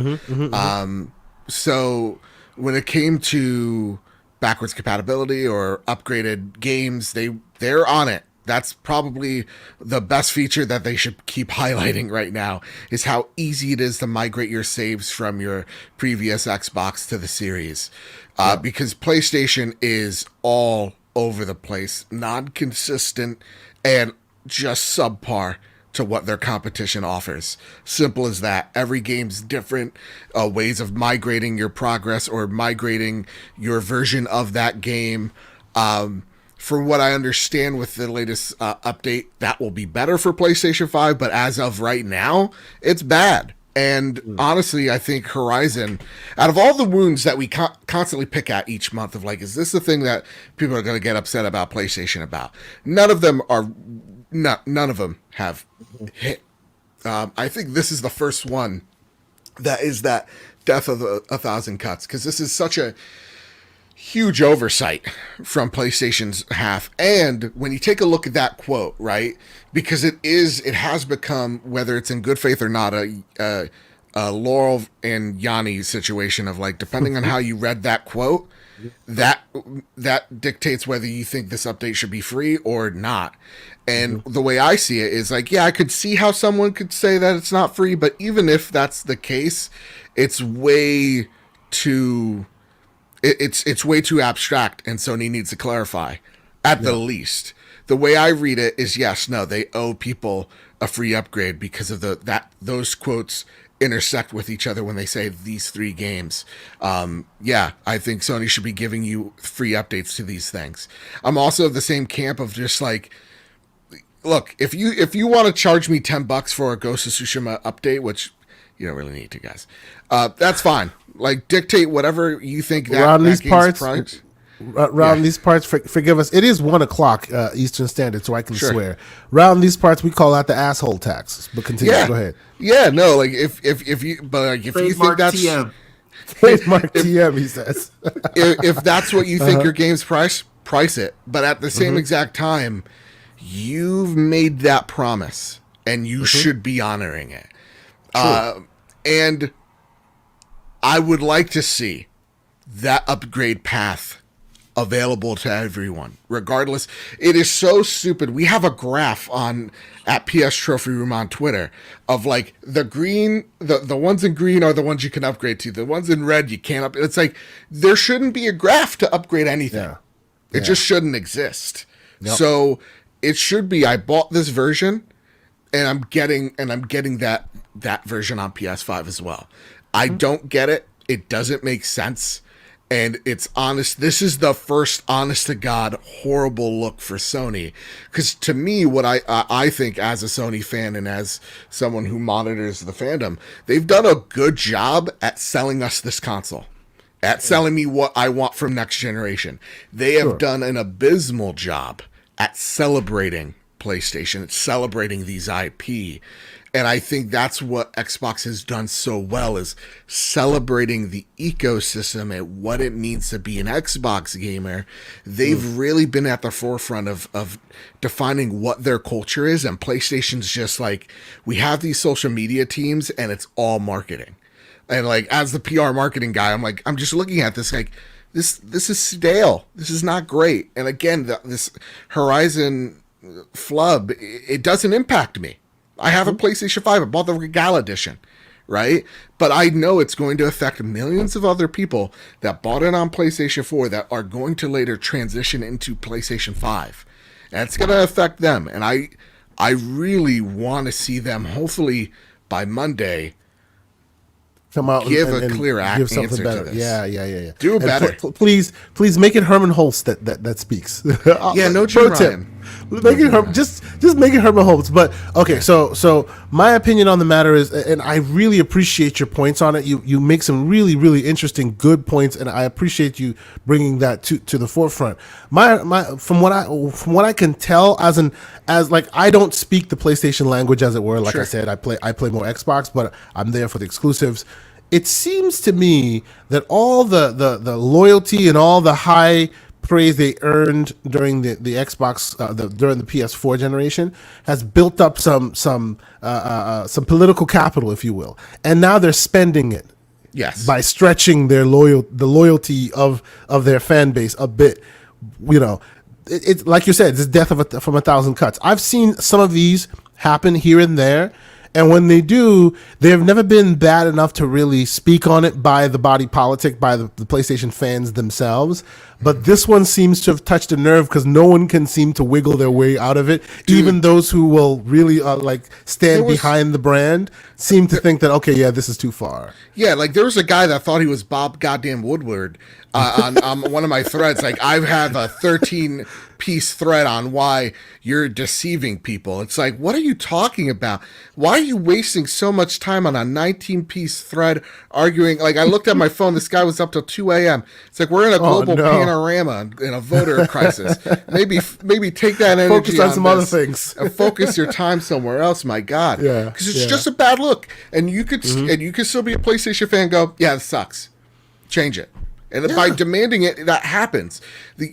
You're right. They're spending that political capital because, when Xbox was especially going to considering jump, the competition. That's right. Yeah. when Xbox was going to skyrocket the price of Xbox Live, we all spoke out. We are like, this is an awful move. And in Singular voice. Doesn't matter who you were. And boom. They did it. And even on the PlayStation side, when it was known that the store was closing and my Vita, which happens to be blurred out back there, is not going to get any more love, everybody spoke, and now I can still get weird JRPGs on that thing, and I'm still appreciative of that. That's what gives me hope that this will change from them. Sony just takes longer to address it. Maybe because they're a little bit more analytical in their approach. Maybe. Sure. Everborn, please. What? I know you've been holding your tongue. Go ahead, my brother. Go ahead. So a couple of things. I think there were some PlayStation regulars that sort of said, "Yeah, this needs to be fixed."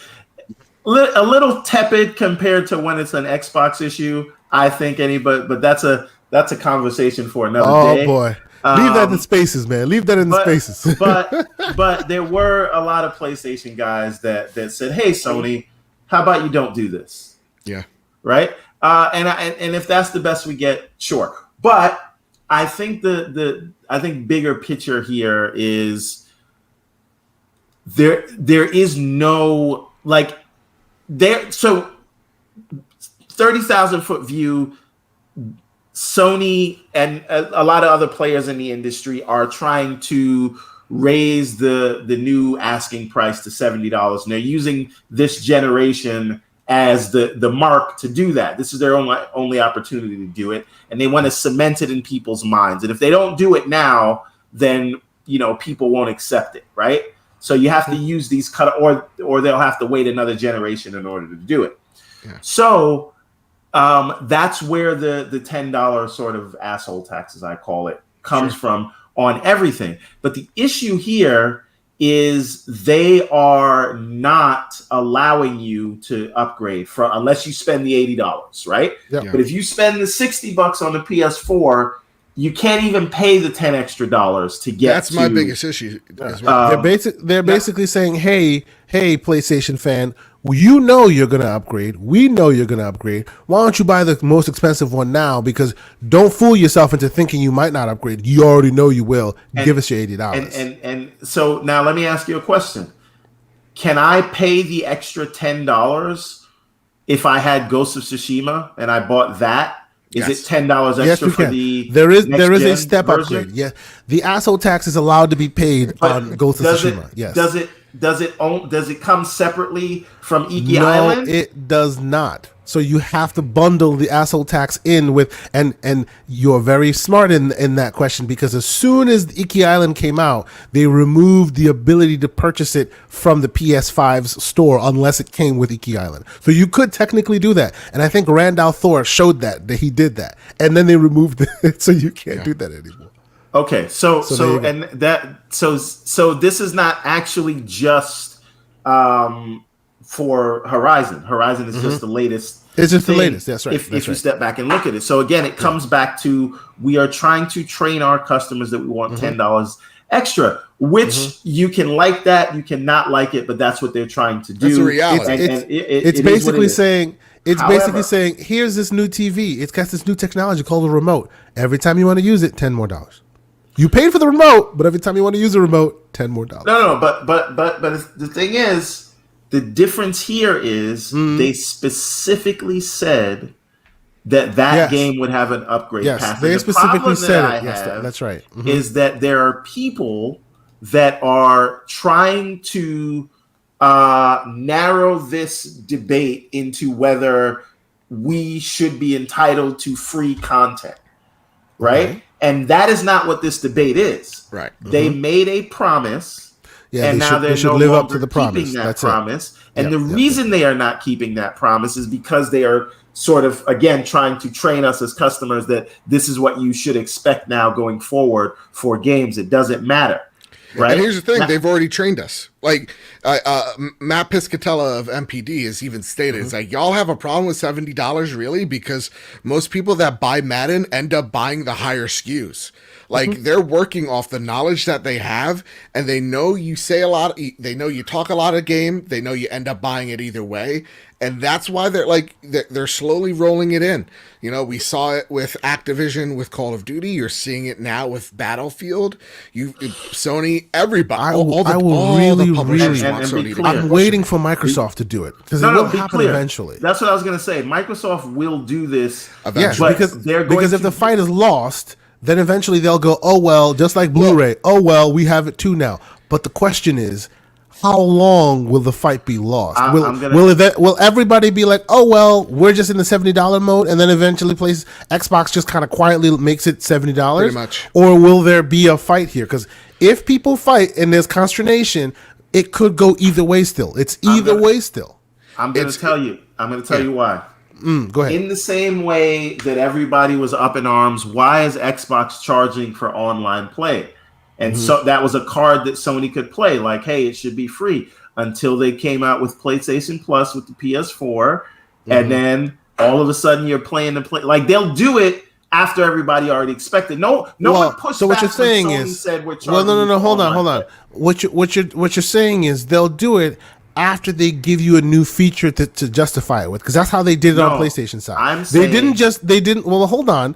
Specifically to your analogy, Xbox was already charging for it. I get that, and then they went PlayStation Plus and they started giving you games. They weren't doing that before. When they started giving you games, then they started charging you for it. Because the perception, so like when PlayStation Plus first came out, it was just, hey, we give you better sales and we'll give you a game or two every month. That's right. What ended up happening is the perception that because I am paying for a service, this service is more premium than this free thing, right? Yep. And so perception becomes reality. The reality that one day an Xbox game will be $70 is gonna happen, because what's going to eventually happen is perception's going to become reality. $70 is much we hate of $10 that's going to become a reality that we're all going to be accustomed to, and then we're going to be like, oh, $60, so that means, as an average consumer, oh, so that means it's like AA, not AAA. That perception becomes reality, and they end up probably joining that queue. That being said, Xbox's focus isn't selling you, the $60 Halo. That's where the magic happens. Yeah. That's where the magic happens. So at least on the Xbox side, they can go, look, there's inflation. It's happening all around you. You see it everywhere else. We had no choice but to bite the bullet. But for you at least have Game Pass to soften your blow. Well, go off into the sunset, kind of. However, the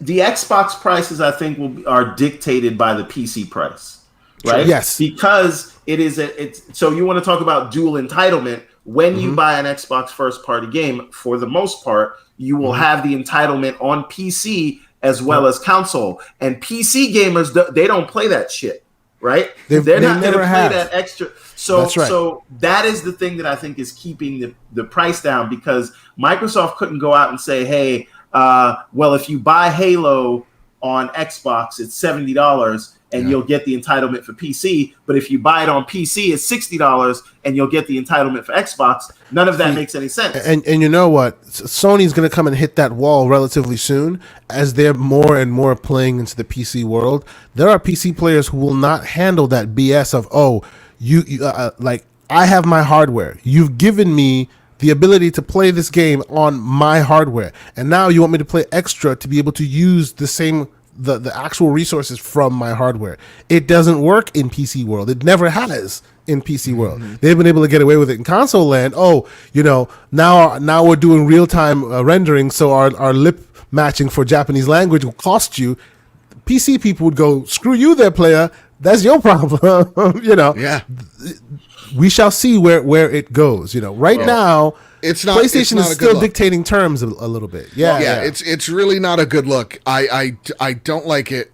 I don't like it one bit for, again, people that are coming into it. If you feel like, and I'm also the same guy of like, if you think your game's worth $10 and your budget matches that quality, go for it. If you think your That's right. game's Yeah. worth $100, God bless you, go for it. That budget has to match. And what Sony absolutely knows is that they have the games that people give a shit about. Like they have what they feel like and what many feel And they are like right. are the big 100%. blockbusters. 100%. Look, Yep. like real talk. Look at right, Everborn. You're renting a goddamn theater to go watch Shang-Chi because the power of that IP is so strong that you're gonna fork over that cash. PlayStation knows they're in the golden age of their development cycle. They do get to dictate it. It's not us like gamers like, oh, this is awful. We're such a small, us who listen, who watch, we're such a small minority thing. of the whole. When the it whole comes part, to the yep. grand scheme of things, it really just goes to show how much these issues that we feel are so big are actually so much smaller than we think. So they've done the math. They ran the analytics, and they think they can get away with it. And I think the one canary in the coal mine that thinks that shows that they could get away with it is just the way Nintendo treats their fan base. Oh, So the thing is, though, and I don't know how much this has to do with it's an unknown IP or that it is a roguelike game or that it had a bunch of issues at launch, but I do feel like Returnal was hurt by the $70 price tag. I think Ratchet so was a well-known commodity, so you can get away with it. And Ratchet was a showpiece. Really they could use that to sell it. That's right. And it got way more marketing, right? But did, the issue for me is I don't think that $70 across the board is the right approach. Right? If you are unproven, I don't think you deserve to ask for $70, right? Well, and that's the thing. Like from what I understand, like Housemarque didn't even know the price until Sony said the price. They are dictating terms, yeah. Yeah, and from what I understand, Horizon Housemarque, very cheap game to make, Returnal, cheaper game for them to make, and they made a good enough return for that, and that's when they offered Returnal. To buy. You see what they did there? For that scale. But to me, I agree with you, man. Like when they were like, "Oh, this is a mega success," and it's like 500,000 units sold. Nothing to scoff at because that means like 1 in 20 people own that game. But it's like, really, you didn't break 1 million on PS5? But I think I do think it is because of that price tag. But this is the equation that Sony's running with. They're very mixed messaging on the upgrade pass, but where they're not mixed messaging is that $70, right? Yeah, you go pay that money, right? Damn right. We don't care. We'll kill, and I mean, like Ghost of Tsushima proof. It's like we will kill an old SKU. It's a Nintendo move right out of the playbook. We will kill an old SKU, give you an updated one, charge you full price. Every single goddamn Switch game that was on Wii U before it, $60, $60. You're not escaping it. Why? Because we know you're going to buy it. Yeah, but this is the thing. That once you allow, it is like piranhas smelling chum in the water or blood, right? Once you break down and you allow a game to say, well, this game had this budget, so we don't need to charge this much for it. Then people are going to start asking questions about, well, what about this game and what about that game? Why is this one 60 and why is that one 70? Yep. It is easier to train us as customers that it's just $70 across the board. And that is the reason. And that is the reason why those of us who see through that like to speak on it as much as possible, because we should, all of us, be fighting against that narrative. Because yes, it's good for business. It's not good for gamers. It's not good for us. It's just not. It's not. Well, okay, and I made this analogy. I do feel like I'll give you an example. So, Prince of Arcadia, Everborn, right? Chapter. We changed the colorist for Chapter 4, and we're going to do a bundle with Chapters 3 and 4. So I had to go back and have the new colorist redo Chapter 3. Touch the old one. That's right. Yeah. So it's basically like a next gen upgrade for Chapter 3. Sure. Should I, who had to invest several $1,000s to recolor that whole book, should I just give that to everyone who bought it who bought the original one. I had to spend money for it. See, here's the thing. That question requires a little bit of context. If you live in a physical world where all you do is have Everborn sagas, and mine is right over here, the physical copy, of course not. It is what it is. If you live in a digital world where I have Everborn Saga maybe on as a part of a subscription, or it's on my digital iPad or some device, I do not see an issue. In that Amazon Kindle thing, but I stopped that. There you go. Quick. There you go. I do not see an issue with it being upgraded. When what's his name? When Yeezy started upgrading his music after it had been released, people were like, "Oh, what's happening?" We live in the digital world. And when people understand that digital world and where we live, and you as the producer or manufacturer of said goods, we all know you can hit a button and then everyone gets it, but you choose to charge extra for it.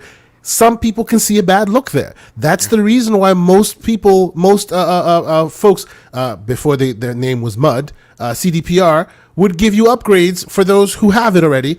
And then those who don't have it get the new version. That's how it works in the digital age. In a physical age, oh, come on now. You have a new colorist, new art, new book, new paid for new paper. Person has to buy it again. But that's a physical world. You know what I'm saying? This is the other sort of problem, right? And I've spoke about this a lot. This is the only industry where you'll see this happen. You don't see people clamoring and wearing it as a badge of honor that they paid more for a movie ticket. You raise movie ticket prices, people are going to be like, "Hold on, now I still want to go see Dune, but why does it have to be $30?" Right? That's right. And you don't see that in the music business. You don't see that in subscription services. People will pay it, but they're not happy about it.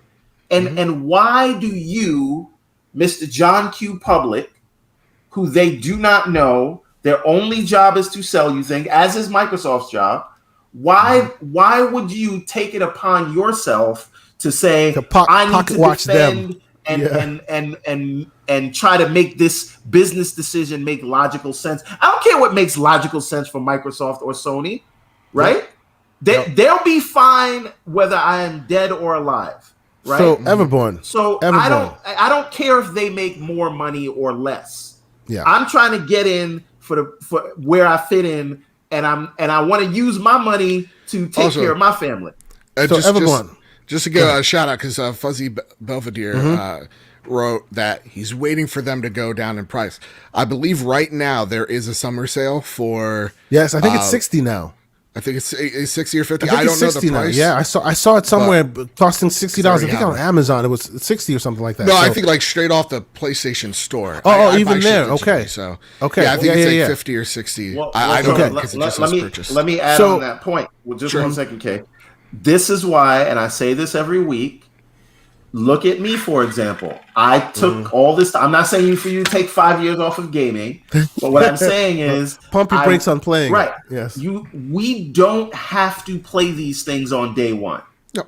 Right. That's right. And usually when they first come out, they're buggy and things need to get fixed, and you pay that early adopters tax. Cyberpunk 2077. I bought it on PS5 for $10. That's what you're playing right now. That's what you're watching. And this is what I'm saying. Like, me just going back and playing God of War after everything is fixed, and I'm playing it next gen, so 60 frames or whatever. I'm not saying you to wait a generation, but what I am saying is, if you have a problem with this, you can show them, and you don't have to be the beta tester for the launch. Don't be part of the beta boys, right? You actually can just say, "I'm gonna wait until this thing is on sale." And if you wait, and there are so many other games you could be playing at that time. There's so many other options now. The bugs will likely already be fixed, right? So it is in your favor to not buy this thing. One, it teaches them, hey, this pricing model is not going to work for everybody. Two, you will likely get it at a discount, and three, it will likely be all the patches will be in by the time it's on sale. So maybe we can wait. We don't have to. I know we're like capitalist pigs, but we don't have to be. So right? okay, Everborn. I was trying to transition us to another very interesting topic based on what you were saying, as far as let us not be beta boys, let us not be testers, right? Based on business decisions versus the quote unquote gamers decision, right? And Joe, I know you had something to say. Continue speaking on it, and we will transition to the topic that is next on hand, which is the PS5 newer model running a little hotter. And we can speak on it. Go ahead, Joe. Finish up. Everborn's right. We don't have to buy games day one. A lot of us don't. And the one thing that I try to tell people is like FOMO, don't have the power of FOMO. Like my co-host Kyle has a bit bad FOMO. He has to get the thing day one. I'm like, you don't have to. Don't need it. You don't necessarily need it. Like there are games this holiday season I am skipping out on because I know in a few weeks they'll be discounted on that Black Friday sale. Like I'm not going to probably buy Riders Republic on day one. I'm going to probably wait for that one on that Black Friday sale. So to me it is a pick and choose type situation. Yeah. And because we live in a capitalistic society, it's capitalist pigs. harder. It's harder. Indeed. How much is enough? More. Never. So, okay, let's transition to the topic of this new model running hotter stuff, right? Yeah. I'm not going to start at the top.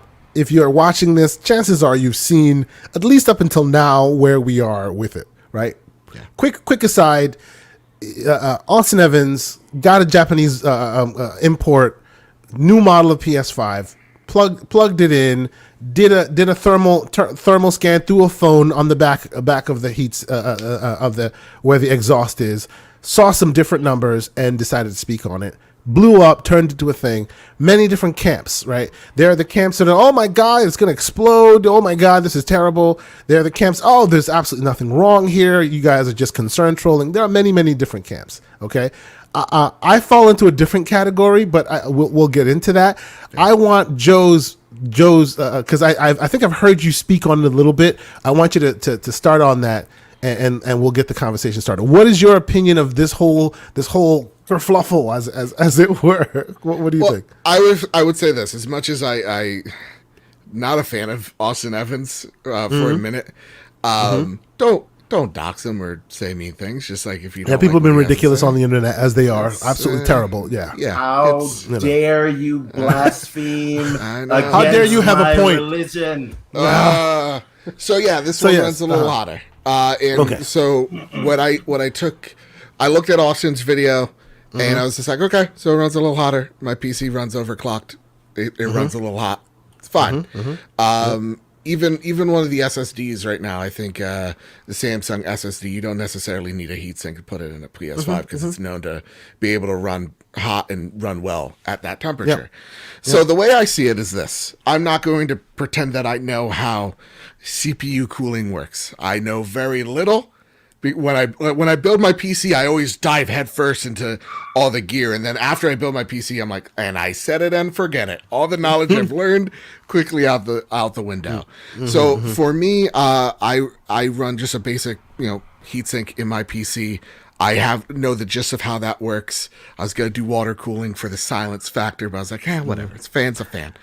So I'll tell you, from a guy who went from water cooling to standard fan cooling, it doesn't always add up. I've switched from water cooling to fan cooling. Good. Yeah. So I didn't miss out. Yeah. So people overanalyze that water cooling sometimes, and that's what happened here. What about liquid metal? The hot liquid magma. We can talk about that one. Continue. Yeah. So when it comes to the cooling of the PS5, first off, I've digged mine because I don't hear it, and the less I hear from this thing, the more better. I'm happy That's with right. it. From what I understand, this PS5 runs actually a bit quieter, and from what I understand, Digital Foundry's run the test, they've run the numbers, performance is not affected by this heatsink. Exactly. Yeah. All facts. What I take on faith is, in the age of where a red ring of death has happened, a corporation is going to look extra carefully at producing a product and making sure it doesn't run hot. At the same exact time, in the age of spyware, these companies know how hot your phone's running. They know how hot your iPad's running. They know they can tell the heat signatures from it. So they probably looked into this. I'll even give you. I'll give you a little bit of a little bit of ammo for your gun when it comes to that. Actually, AMD Smart Shift, the technology based on the processor that's being used in the PlayStation. Like when you buy a laptop that has Smart Shift, you can go in and tweak your own levels. Yeah. PlayStation basically took that and just has it at the mothership. Like they can see the thermal output of every single device because Smart Shift allows for that. And they probably took a look at that the first few months of the PS5 and went, okay, so we don't need this, this, and this. This can run at a little hotter temp, and we're fine, and we're good to go. Yep. And so I don't think a manufacturer straight up goes, okay, let's roll the dice. Let's go to the casinos when we're making a console. So yeah, it's a less of a heatsink. It runs a little bit hotter, and the performance is the same while at the same time running a little silent. So that's where I'm at. Your PlayStation 5 isn't blowing up. If it was, we've already seen it because these things are already out in the wild. So, it is running, from what I understand, as hot as a Series X is, or maybe a little bit more, and that's fine. A few degrees more consoles, here and there. Yeah. Both these consoles are fantastic at what they're doing. I get it. The PS5 is a bit longer and larger, and that is because they're using a more traditional PC-centric approach to how that board is, and how the cooling is run as well. So I saw one person go, you can't, it's a PC and a console's not 1-to-1. I'm like, dude, settle down. It's more straightforward than you think. So to me, I really take a look at this going, this is a non-issue.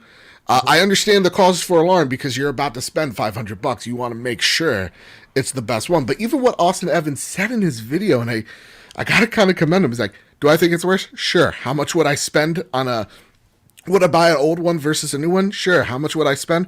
Extra $5. It isn't the biggest deal in the world.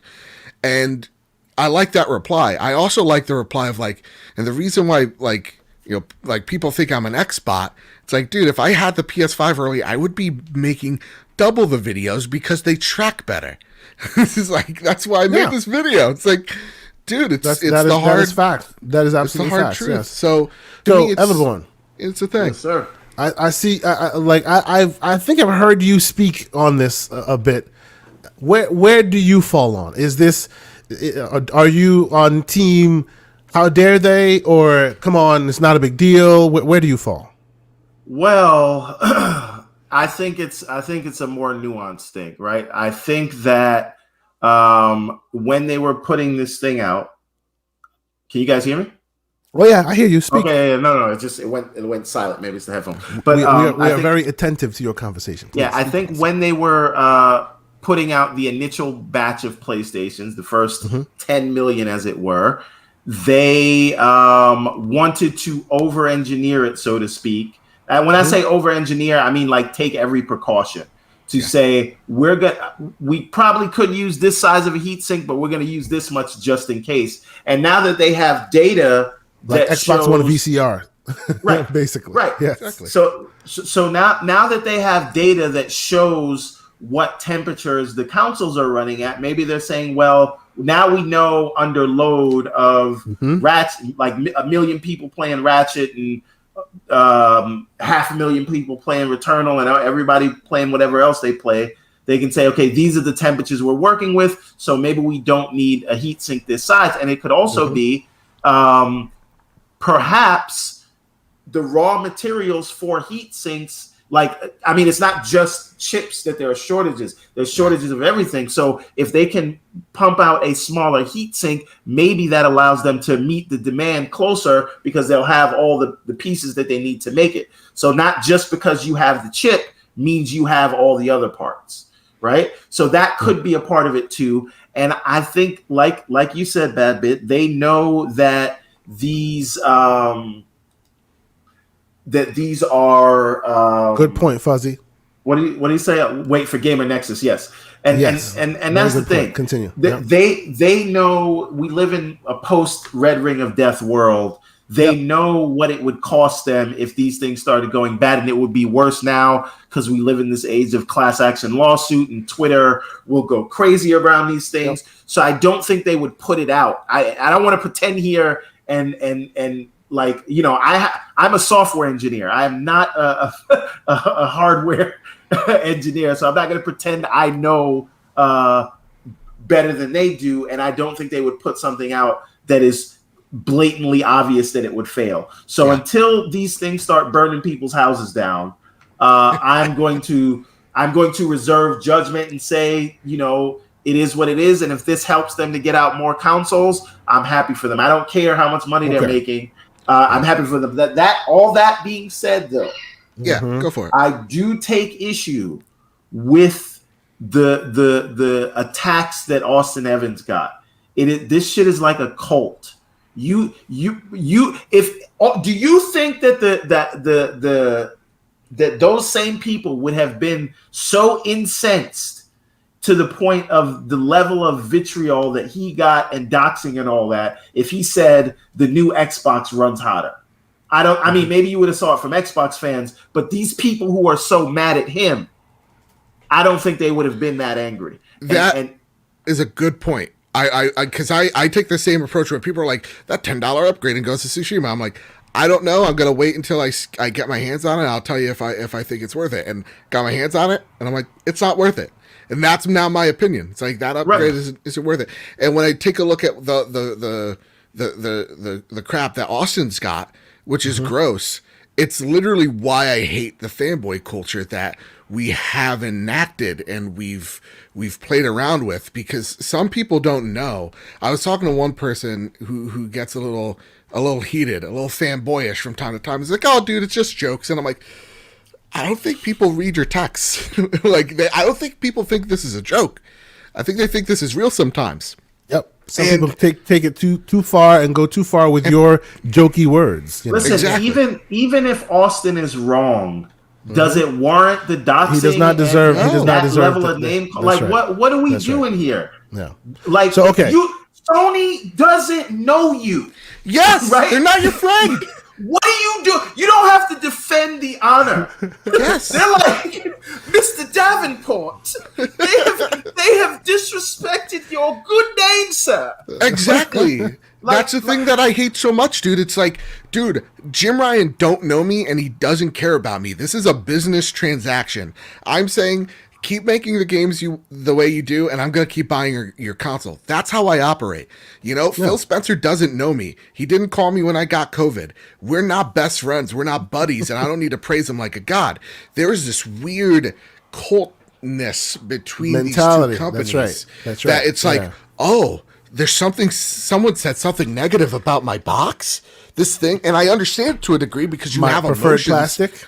Yeah, my preferred plastic, because like, I've gotten emotions playing Halo, and those emotions I transmit to that box. That box then means something to me. When I look at my 360, I remember the fond memories I have with Gears of War, staying up super late, going out to the 7-Eleven, getting high with my friends afterwards. I remember those times. Great times. Don't do drugs. But like I remember those times. Those are fun. Those are awesome. You know, the lucid We're ones, adults now, right? and so I get why people get protective, but it's this overbearing protectiveness where it's just like, yo, and it helps them use your intelligence against you. You know, when you do that, listen, blind devotion.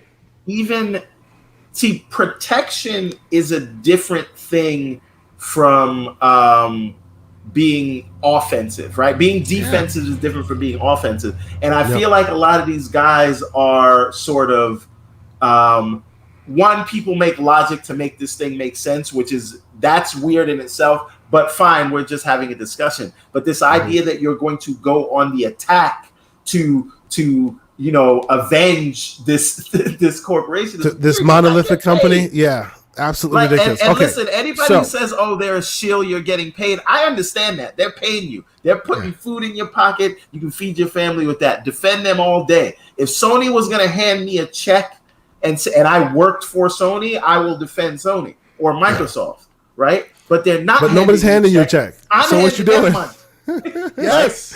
So what you Yes. doing? That's right. So So you should be the first to criticize them to make sure that the money that you hand them is for a valuable product, rather than be the first to defend them. I don't care what anybody says about Xbox. I am not gonna call someone personal names, talk shit about their family, or really stalk them and try to hurt them like that. That's So crazy. okay, But so anyway. let me. So I appreciate you guys have said it all, and I'm right there with you guys. Okay, my point on this, and I am a hardware guy. It's what I do for a living, mainly. You know, not gaming hardware, more enterprise hardware, but it has its parallels. Needless to say, people are taking these things as bullets for the console war gun and going and shooting people with it, right? On both sides, there's more, as Everborn has pointed out, there's a lot more nuance to this conversation, okay? Those that are running around going, oh, these are just concern trolls, stop that. Because there is a concern. Yeah. But it's not what most people think, right? Everyone took the first, and as you know, we all saw the information just as we've seen it, and I second the idea that I wait for Gamers Nexus to go probe it again, because they were the first to really probe the PS5, turn it on, put leads on the actual, like the SoC on the various memory sockets, just to make sure that all of the heat is calculated best as possible. The only way you can calculate it more than that is if you had, like, you know, root access to the command center and run it from and see it from while it's generating, which most of us don't have that. PlayStation does. The closest way you can get that is actually putting leads on all the various sources. Gamers Nexus did it when it first came out. If you haven't checked it out, you should go check it out. They had issues with the first version of the PlayStation, with the heating and the cooling, right? And here's the thing. People are going too far. Oh, it's going to blow up. No one said that it's blowing up your PlayStation. If you are saying it's blowing up your PlayStation, you're a moron and you need to stop it. It's not that. Let's be clear here. Microsoft and PlayStation are playing two different games. PlayStation's game is, we sell you box, you have box, we sell you games. Why the hell would they sell you box that blows up? You won't buy games. Right? Why would they sell you something that then you cannot use to then continue making them money? There is no way that they will put themselves in a position that will make you lose trust in the fact that their hardware they're giving you is going to, like, oh, now it's crap because they decided to save a buck. So let's be clear on that. That is PlayStation's game. We sell you box at a loss most of the time, and then we get our money back by continuing to sell you director's cuts. Neither here nor there. It is what it is, right? But where I have my concern is, I have every PlayStation. I have my PS3 back there. I have the fat OG PS3 that can do PS2, PS1. I have the OG one that can still run Linux. I have it back there.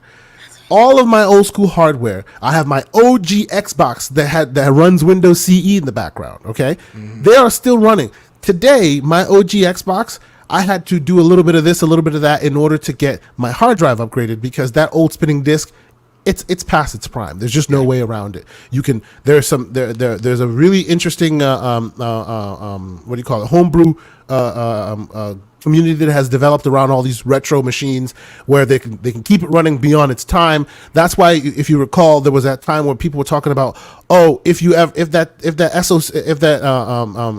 CMOS chip battery dies, you can't turn it on because you have to phone home to the mother base in order for the console to work again.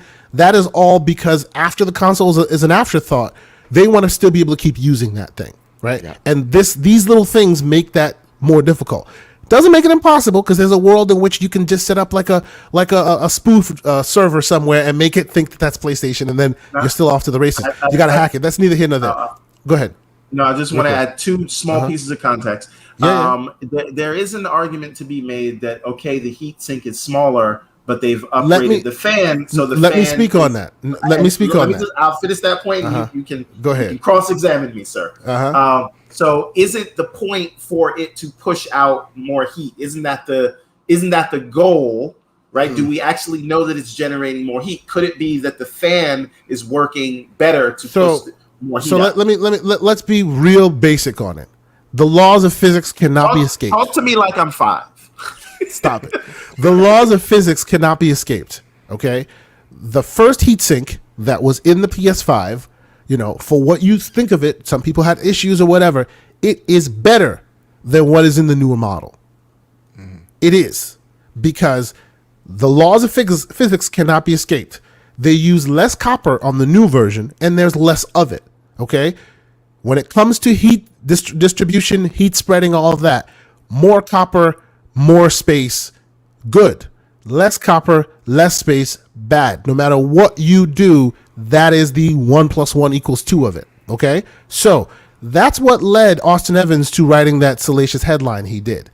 Is it factually accurate? Yes, sir, it is. But there's nuance there. Everybody's quick to assume that, oh, you're going to blow up your PlayStation. No, because we've already established there's no way that Sony, in their business model, will sell you a dud, because that won't work for them. It's not in their best interest to sell you a dud. What they're doing will affect people like me. People who, even though y'all have moved on, my PS3 is still kicking. I'm still doing really interesting things with that thing. It runs Linux.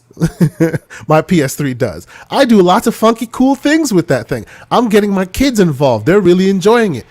What they're doing there is they're making business decisions for today, tomorrow, next week. But 5 years, 6 years from now, it may affect those devices that you bought. Because from a technical perspective, if you run those things, they're all rated, right? The manufacturers, in this case, AMD and all the various vendors that make up the chip, they all come out and they say, okay, Sony, this chip, this memory will, if you run it at this heat level, it will last you this long. This is how much heat you need before it starts affecting gameplay and performance. There is no way on God's green earth they'll let it even get close to the red line. They will never do that because it's not working in their favor. But those who have a problem with it, like me, they are now letting it get a little redder to save some bucks. But that means that if that PlayStation was going to last you 10 years, now it may last you 6. In the grand scheme of things, does it matter? No, your PlayStation will run, it'll perform, it'll do what they need it done. When they're no longer looking at the PS5 and it becomes a retro thing, yeah, this decision might equal a lot more brick devices down the line. Because it's a lot more heat. We don't know that yet, right? So no, exactly. No. This is my point. This is not a situation of 1 + 1 = 2 in that aspect. What I'm saying is we need more data, specifically from I'm looking towards Gamers Nexus to once again do what they did with it, right? All I'm saying is those who take that data and extrapolate it to its extreme end on either side are ridiculous and need to stop. There is a case there. More data needs to be added in order for it to be solidified. But taking that case and extrapolating, it's going to upload your PlayStation. Stop it. You're being nuts. It's no big deal at all. That's also not the case, because there are those like me who love our old school stuff and we keep it alive long. And this decision, from a tech guy, this decision means my 10-year device might be 6, might be 7, might be 8. That is a fact. Where it lies, the data will speak to us later on that, right? So for those of you who just, hey, you're in the console space, you're here playing now. Where's your Xbox 360? Do you know? Do you care? If you don't know and you don't care, why are you even having a problem with this conversation? This has nothing to do with you. I know where my 360 is. That's why I care. My OG Xbox VCR still kicking. Exactly. Had to replace the power supply once, but that was it. My OG Xbox from 2001, my original Xbox 2001, is over there, still kicking. But right? what I'm saying is, the problem is this doesn't matter for the normal public. It doesn't, right? But, and you're right, Everborn, we don't know the exact correlation of what this decision will make versus how long those rated devices will be. And I suspect between now and maybe 5-6 months from now, all that information will be made a lot more clear. Because now that we have some of that information, people can go off and go, okay, well, this component was rated for this. It was running at this heat profile. Now we know that they've dropped the cooling, so now it'll run this heat profile. Let's extrapolate that and see how long it'll last now. All that will be made clear soon. But what I'm saying is, isn't it possible that the initial heat sink was too big? It is possible that there's no such thing as too big. There is no, if you see my cooling and mine, what I'm saying to you is, it's first off, it's not possible that trade-off of fan having more blades to less heat sink made it wash away. No. The heatsink matters, and the fact that it's less will equal more heat being generated within the system. It is good that they've created a fan that will then disperse said heat more efficiently than it could, but 1 + 1 doesn't equal 2. They didn't take $60 from here and add $60 there, okay? This will lead to longevity changes. Doesn't mean that, now all of a sudden your PlayStation's dead in 2 months. I'm not saying that at all. Again, listen to the analogy I'm making. Kind of suggesting that it will be dead 3 or 4 years earlier. And I don't know. Listen to the analogy I'm making. Where's your 360? Do you know? Do you care? If you can look at yourself and go, I don't know what my 360 is right now, and I could give a shit, move on. That's what we're talking about here. It's exactly the same conversation. This conversation is exactly the same chip as that CMOS conversation. If you are not one to hunt down your old school tech and keep them alive, this won't matter to you in the slightest. But that's what the conversation is here. But the conversation is also, if you buy this new model, right, with the smaller heat sink, are we suggesting that it will not last 10 years? What are we I'm suggesting that it will not, forget about 10 years, forget about the time frame. Are we suggesting that this model will not last as long as the OG model that the three of us have? Is that what you're saying? Good question. I am saying, when this is all said and done, unless more information comes out where they have made some optimizations to the chip, which we have not heard that. It seems that it's exactly the same hardware as the first version, as the new version. The only difference has been the cooling applied to it and how they've changed those dynamics, right? I am saying, as a tech guy with experience in this arena, I am telling you, there will come a time where you will be able to chart where all the old first level PS5s end and where all the old second level PS5s end, and it will be shorter. All right. How much shorter? Okay. We don't know yet. So it will be shorter. You are saying that they will last. Yes. I'm saying there'll be a gap unless hold on. No. Let me finish, my friend, sir. Unless this is a long-term bet. Oh yeah. We have another one going. Let me finish. xCloud, but go ahead. Let me finish. Unless there's new word, like for instance, what do you call it? Switch. The Switch has the Tegra 1 chip in it. That Tegra 1 chip was created in like 2013, okay? They revised it in 2015, 2016, okay? So the very first era Switch chip, to this day, if you happen to be a lucky one that finds that, there's a vulnerability that you can like hack it, make it run Switch and Android and all this stuff. The new revision, it's the same chip, runs the same games, but they closed that vulnerability and they made other optimizations that let the Switch have battery life for a little longer. It was like 30 minutes to an hour longer. But those chipped optimizations can then justify different cooling. This chip has not been optimized for different cooling. It was optimized for the initial Please, yes. Yeah, from what I understand, the new chips that they're going to be, I think that's an early 2022 thing. Exactly. Those have not come out yet. So they're literally applying different cooling profiles to the existing chip profile. And in that scenario, I am telling you, unless somehow Cerny shows up and says, "Oh, we have cracked the code on new technology for heat sinks where we can put less and somehow it gives us more." That is right now that's a physics impossibility. Right now, that's a physics impossibility. You need more copper, you need bigger copper, right? That's what you need. So if you see less copper, smaller copper, 1 + 1 = 2. Now, doesn't mean, oh my God, they're blowing it up tomorrow. No, like you said, they possibly checked the projected data and saw that it's engineered to a state where it can last you for 12, 13 years. And they went, we don't need all that, right? We don't need to spend all that money, all that time. As long as it lasts you 10, 9 years, that's enough. Yeah. So let's throttle the profile down a little. Yeah, it may run a little hotter, but in the grand scheme of things, by the time it becomes problematic, this thing will be dead tech anyway. That's the logic there. Yeah. For those of us, me, who loves to still play with my PS2, who loves to still tinker with the old you're gonna have to find the SKU that's appropriate.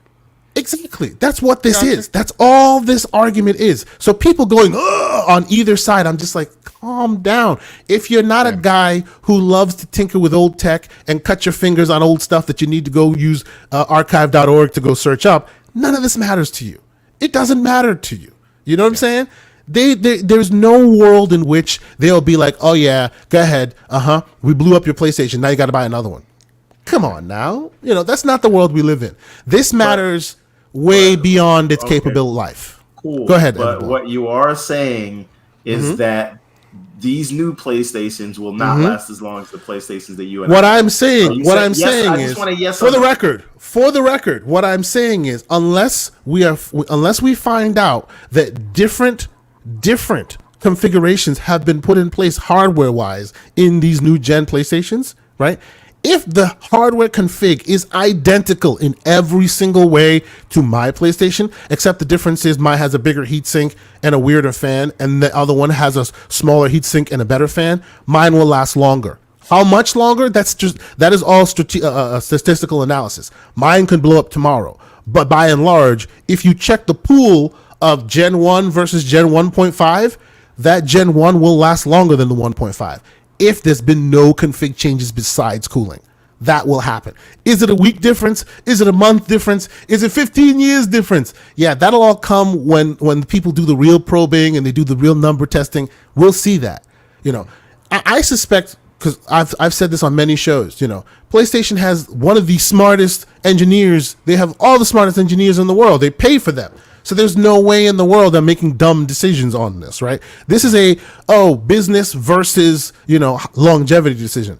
And again, if you're in here right now and you're going, where did I put my PS2 again? Yeah, this doesn't matter to you. Yeah. Whether they made your PS2 last for, so it can handle the second hand me down or not. That's what we're talking about here. And if you're not one of those people, this is just water under the bridge, more console war BS that's not necessary.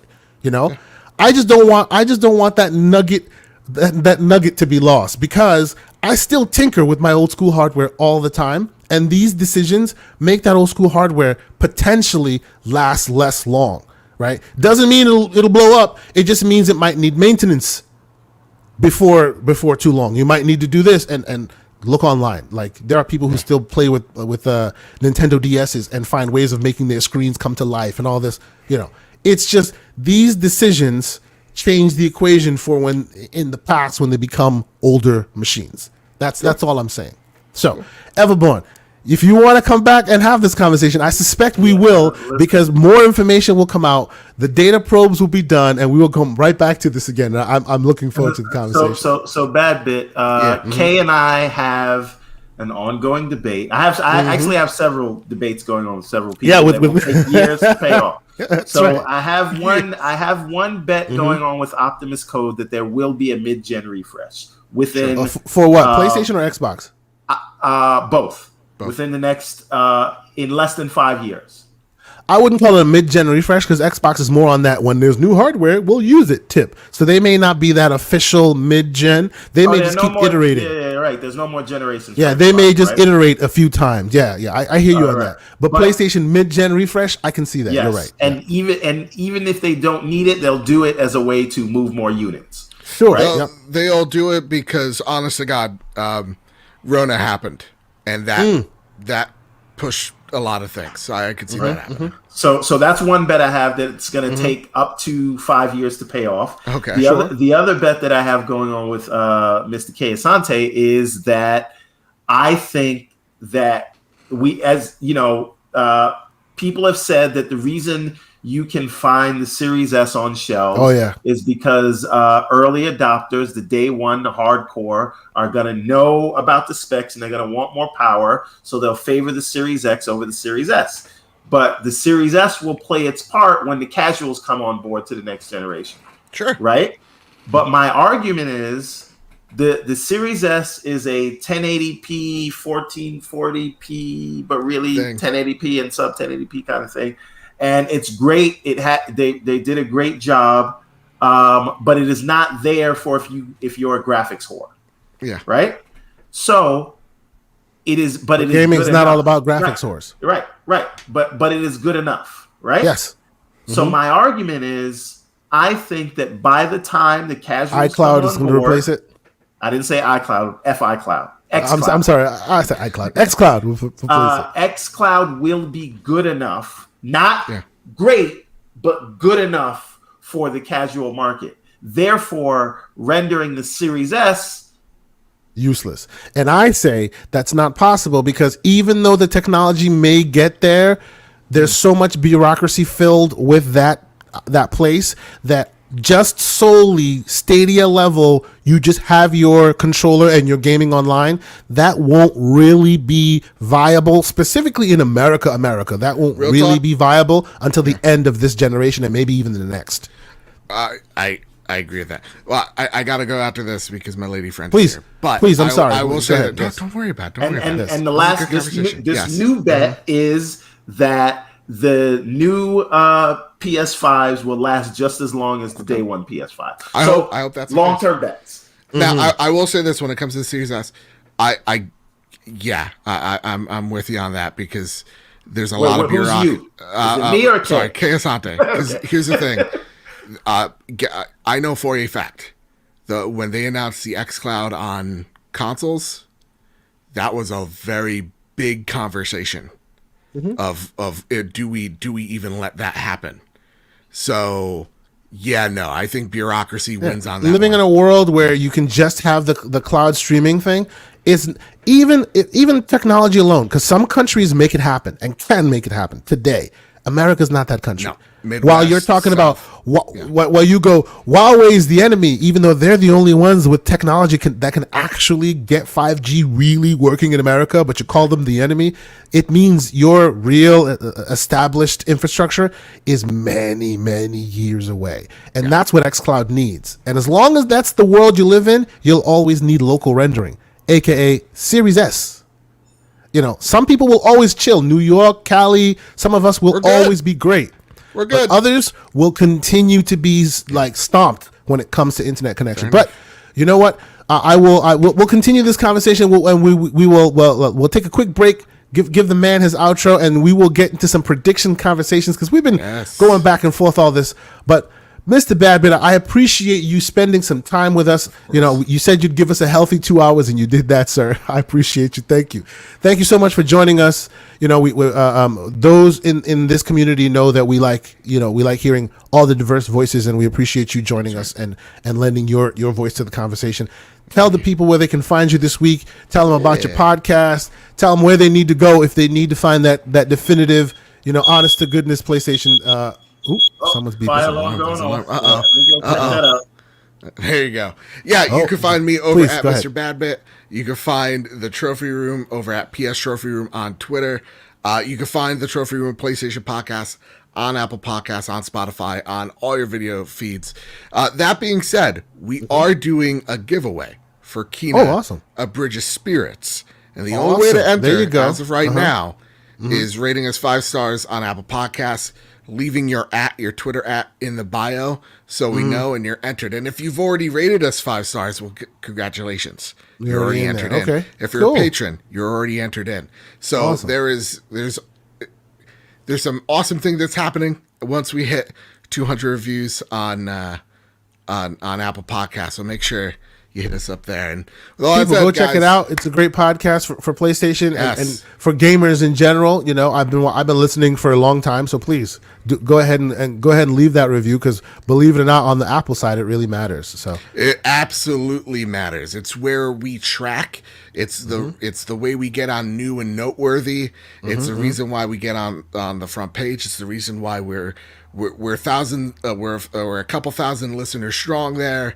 It's because of those Apple reviews. They really do help, and that's not just to us. Everybody out there. If you got an Apple feed, they really live and die based on those reviews and the ratings and all of that. So, and everybody, I love you. Thank you so much for joining us. Thank you for having me. Seriously, if you need me again, let me know. I appreciate you, brother. Thank you so much. We'll talk to you soon. Thank you, guys. So it looks like Everborn might have stepped away from the mic a little bit. Hopefully the man is not. Hopefully the man has not caught fire. But we will transition this conversation. I know that we were talking about the whole heat situation. while he's gone, let me make the record. Oh, and he's back. Good. He's back. Are you alive? Is everything cool? The kids were making bacon in the air fryer. Yes. The builder of this house used very cheap fire detectors, so they always go off. So they're very sensitive. I guess. And I want to change them to the Nest ones, but those are like $100 each, and I would have to buy. Yes, I have them. It's not cool. Over 20 of them, and if you think so, yeah. I have some resources for you. I might be able to let's talk later. I need that bulk pricing. Yeah, we need to have a conversation about that. But okay. So Badbit was so generous to join us. I appreciate him joining us. We were talking about the whole running hotter model. Yes, you think, right, and just so that we establish this final back and forth, you think that the difference in configuration won't change its longevity one bit. I think, barring new information, we shouldn't even suggest that. Okay. Until we get some data to show that. This is exactly it. This is why nuanced conversation can't be had, because everybody gets scared automatically when you hear something, right? And that's why I keep reiterating. That's why people go, "Are you saying?" People need to calm down. Like, it doesn't have to be about all that. That's where the console war BS comes from. It's not an all or nothing game here. I am saying that based on my track record, based on what I know as a tech guy, which I have been for many years, the 1+1 that has been laid before us, meaning the same exact configuration of hardware, with the other one being a different configuration of cooling, which is less than, right? Less copper, less space, equals higher heat values. It just does. That is 1+1 = 2. That is physics 101. No architect will tell you different, because that's what it is. Unless they're telling you, oh, we have this new heatsink technology that's never been done before, where it's able to pull heat from with less surface area. That's not true. If there's less surface area, it leads to more heat. Doesn't mean your shit will blow up, right? Again, there's more nuance in that conversation as far as the profile. How long is it rated for? Oh, it was rated to last way too damn long, so let's just throttle it back a little bit. It doesn't matter. In the long run, those who game on PS5, by the time it dies, PS5 won't even be a thing that anybody cares about anymore. Is possibly the calculus there, which is all possibly true. But you can't say that, based on that wouldn't have been the case with the current heatsink. Which current heatsink? Because we have two now. Which is current in your eyes? Would it be the new first batch or the second batch? The first batch. Who's to say the same thing? See, wouldn't be that is exactly my. See, you make the point for me. The first heatsink, right, the one that was well engineered, had problems. So says Gamers Nexus, and they used leads on the board. And okay, you can say what you can say what you want. Let me finish my point. Let me finish my point. When they first saw the best offering the PlayStation had to give, they had concerns because the heatsink was not engineered to really cover everything it needs to cover. There's a problem when it comes to the SSD that's now been added. There was a problem when it came to the memory not being fully covered, right? They had concerns. Watch the video, right? And they are by far the definitive resource when it comes to deep tech troubleshooting on YouTube. Even Digital Foundry, which is very respected, uses them as a resource, so they don't have to do that same level of deep technical knowledge. They take Gamers Nexus's information. How they got on at the time. It doesn't matter. It doesn't matter. A fact is a fact is a fact, whether you get shitted on for it or not. I'm not saying that. I'm just making a separate point. Yeah. I don't care what the console warriors have to say. I stay on the side of fact, because that's where you live and die. And based on that, your response on that, based on which, and I will let you finish. Based on that, their first probe gave them concerns about what they had. Okay, and what the problem was, if you watch the video, it was that first off, the heatsink was huge, but wasn't engineered correctly to touch everything it's supposed to touch, and the fan wasn't good enough. It looks like they've addressed the fan, but then they've gone backwards on the heatsink. So if Gamers Nexus comes out and goes, based on what we're seeing, but while doing the in-depth probing, we see different configurations of hardware here.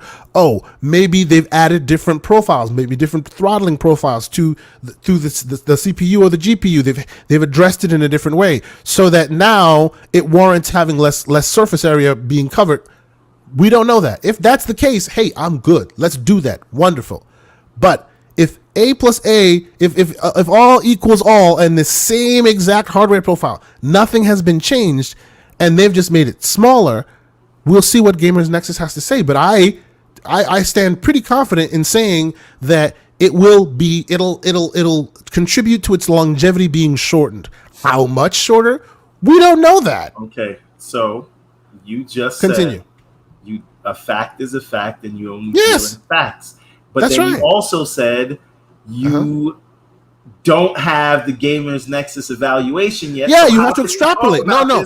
Until see, I'm talking about it. I'm talking about it based on my knowledge and physics. Right? You don't have to see a hand be put in fire before you know it's burned. If you know that fire burns and you see a hand going towards that fire, you can extrapolate the data and say that's going to get burned. But what you're saying is, oh, we don't see it getting burned, so we can't say that. Look, once you've, like, as I said to you, I deal in this old tech world all day, every day when I'm not enjoying my new stuff. In this world, this stuff, 1 + 1 = 2. Unless there's new data presented. The current data is not, don't say it's inconclusive, it's 1 + 1 = 2. Now, when Digital Foundry did their report, what was their focus? Their focus was, oh, it plays the same games at the same performance level as it always did. Of course it does. That's never been in question here. The question here is the longevity of the hardware. And I'm not talking about within the generation that PlayStation chooses to have it for. It can last for 15 years if they choose to have it that way, because they can throttle the profile, right? They can give you more or less based on how much they know it will be able to take. What I'm talking about is when this becomes old tech, like when it becomes tech that you don't care about anymore, but some of us old folks like tinkering with, that's when this decision will matter. That's what I am talking about. I'm not talking about what you're talking about. Oh, it'll overheat. Oh, it won't last long. I'm talking about when this becomes, past generation tech. You know, where's your 360? I'll tell you where my 360 is. It's right there.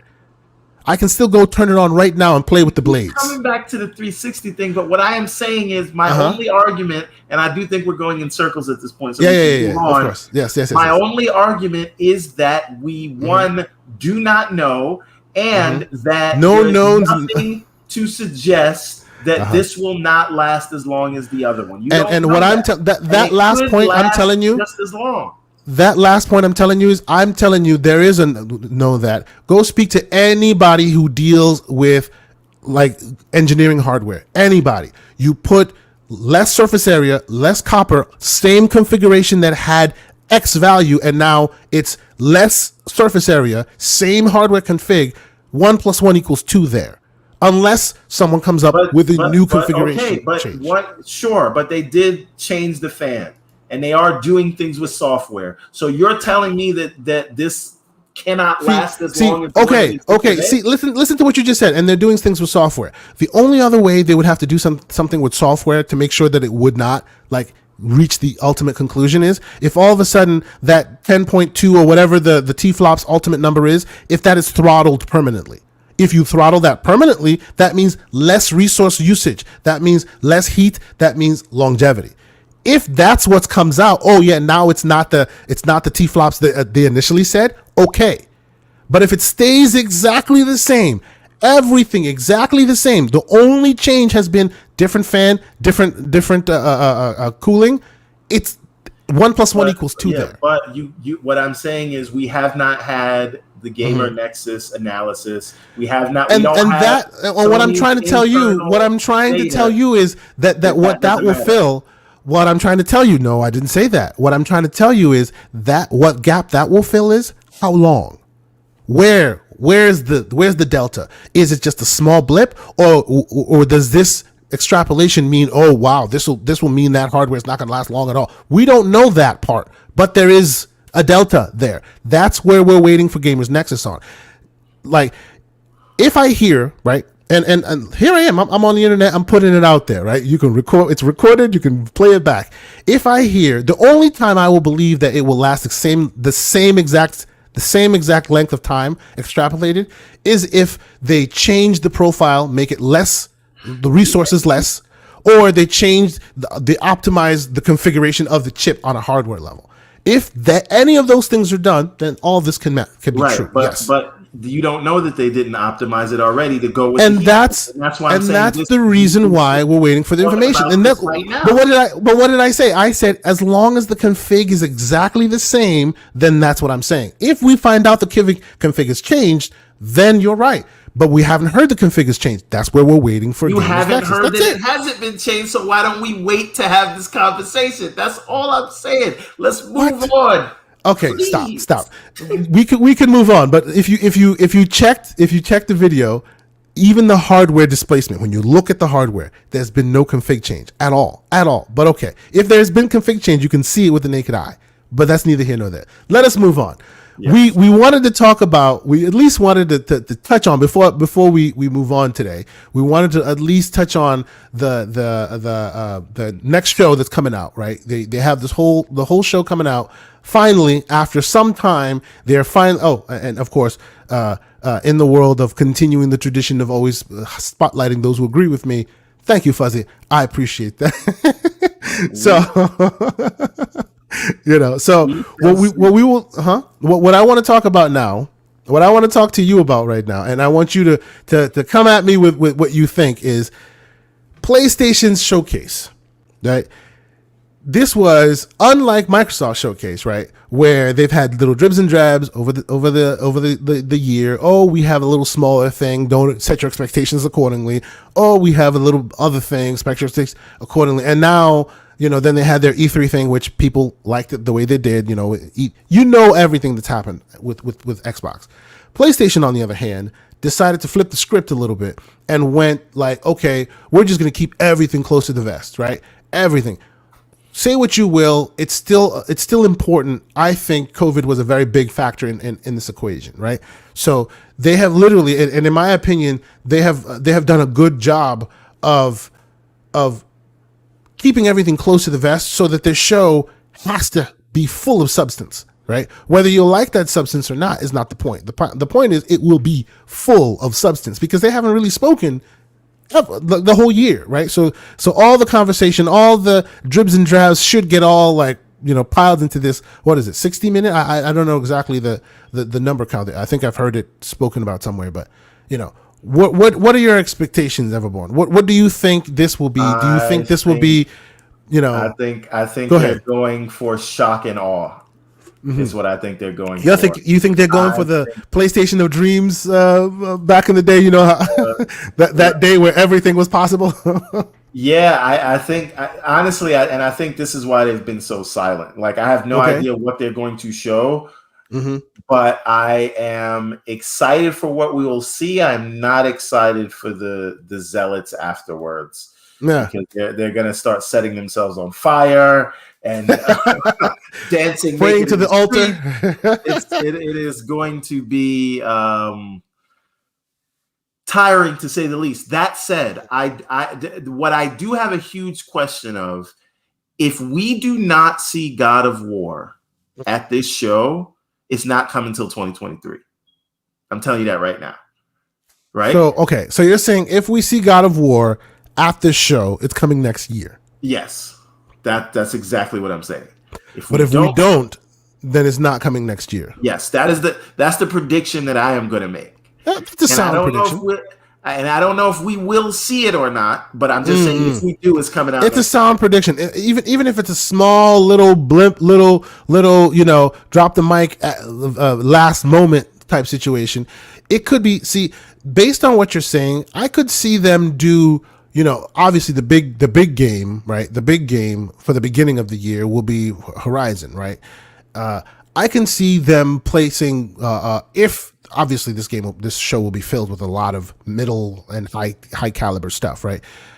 I can see a world where God of War becomes their big holiday game that goes Starfield. against Starfield. Yes, I can see a world where that is the big game. And if that's the case, then that show will probably end with that one last, very last minute drop the mic moment where they'll show you just a glimpse and then they'll just give you 2022 and then just leave it at that. They'll put it there and then you'll know it'll be holiday 2022, or maybe they'll say it, right? But you're saying if they don't show anything of it at all, then that's to say they don't even expect it next year. They might start talking about it next year. And I'm not saying you'll see gameplay, but I do think you could see like a story cinematic for a few seconds, right? Okay. Something like the end of the game where you know who shows up. For those that haven't played it, like the after credit scene in the game. So, and I do think they're going to try to sell us on Ghostwire Tokyo and especially Deathloop, since that is right around the corner. You really do? You think so? Like, I have a conspiracy theory that tells me that since Deathloop is now in that status that it's in, and PlayStation has it the way they do, I don't think they're going to be as forthcoming with the marketing. I think so. I think they dedicated a state of play to it already. They did. That's right. That's right. They don't really have any other big titles. True. Very true. But you don't think they're petty enough to go, nah, technically this is our competitor's brand now? No. Okay, I hope you're wrong about that. And I'm going to tell you why. I mean, I hope you're right, I should say. I'm going to tell you why, because they don't want a narrative to build like that. Xbox just owns this holiday, right? Because everything they're going to show us, aside from Kenna, will not be out until 2022. And I think you can sell us on the generation. Now, my question is, are there going to be any big AAA announcements that we didn't know about from IP? There has to be. There has to be, because they have, even though we keep the conversation is always on PlayStation, on Xbox and all their studios, PlayStation has done a lot with this small amount, quote unquote, relatively compared to Xbox, amount of studios they had, right? They have been tip of the spear on quality for a long time. Well, I don't doubt. Hold on a minute. Let me just push back slightly over that point. Okay, go ahead, please. They have, up until the Bethesda thing, they had the same amount, and 2 years prior they had like twice as many, right? What did they have? But my point is, Xbox have 5. Sure, but my point is, even though their number of studios hasn't changed, their output has been, at a high clip for a long time. This is not like the case with Xbox where, they have more now, so we expect more now. What they've had has been producing at that high level that we're all hoping Xbox will get to eventually.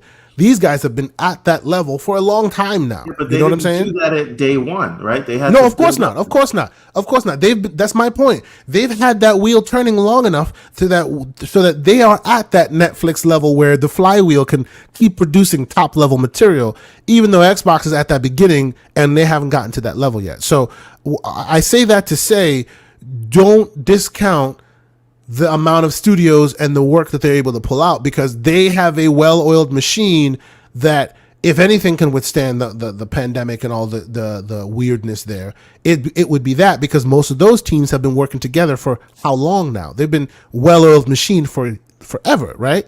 Whereas Xbox, while they have all this new influx of resources, they're still trying to find their voice. They're still trying to find their focus. They're still trying to, become a team. And then the pandemic came and threw everything for a loop. You know what I mean? So I can see a world where PlayStation comes out and you'll be damn surprised to see the production that comes out, because, like we said at the top of this, they smartly have kept all the guns to themselves. They've kept all the bullets to themselves. They haven't spread anything anywhere, right? You see a few dribs and drabs here that comes out, for folks to talk about Jet, that game Jet, and Sifu has been spread around a little bit.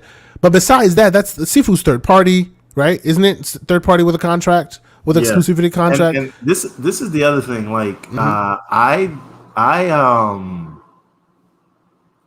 this is the last show we're going to get from Sony till next year. Yes, this is the one and only big and when dog. I say next That's year, right. I mean like a year from now. So they are going to sort of project out. And I think it makes sense because I think that aside from all the kerfuffle and the spaces that we get, I think Xbox has been making very good headway. And they're going to want to seal the deal sort of for the holiday season to say, hey, even though we don't have, like we just have sort of Deathloop right now, look at what's coming and don't worry about those guys over there. This is we are the king of the hill. Solidifying themselves. And let me, if you were having any doubts, because maybe you can't find a PlayStation right now. If you were having any doubts and you were thinking about switching over to the other side, let me assuage you of those fears. Here is X, Y, and Z. So I do think they're gonna go big. Now, that being said, I think Xbox went really big for their E3 show. I think their last show, not so much. So the question is, I guess that I'd pose back to you, what are your expectations for this show in comparison to the Xbox's E3 show? I mean, let's be absolutely clear here, right? Let's keep it a buck, as some say. Let's keep it 100, right? As a guy who games multiplayer on Xbox, right? Love my Xbox for all the things that they do. PlayStation, I dig them as well for what they bring to the table. As far as this show is going to compare, they're going to smoke Xbox at every level. That's what they do. And if they don't, I'll be surprised as hell. You know what I'm gonna. Here's another prediction. I think we're gonna get a logo reveal for Spider-Man 2. I agree. Fuzzy Belvedere is already talking about it. He's talking about a not an official Spider-Man 2, but maybe another kind of Miles Morales mid-tier kind of thing, but not necessarily Miles Morales. But it's going to be Spider-Man 2. There will definitely be Spider-Man talk there. I agree. There'll definitely be Spider-Man talk. I think. And it's unfortunate that we weren't able to we didn't get to the conversation till now, because I would have liked to hear Badbit's opinion on this.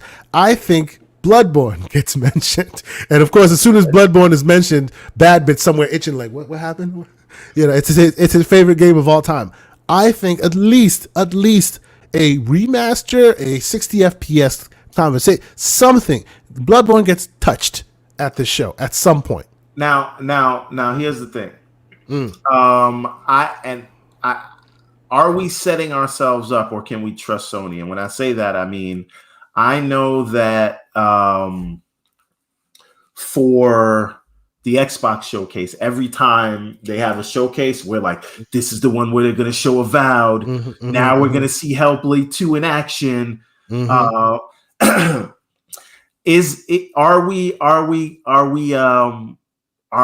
the expectations too high?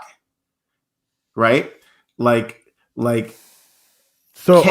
Can we realistically expect them to show Spider-Man logo, God of War, Ragnarok? Okay, so this is what I'll tell you. This is what I'll tell you. 16. You know what I'm saying?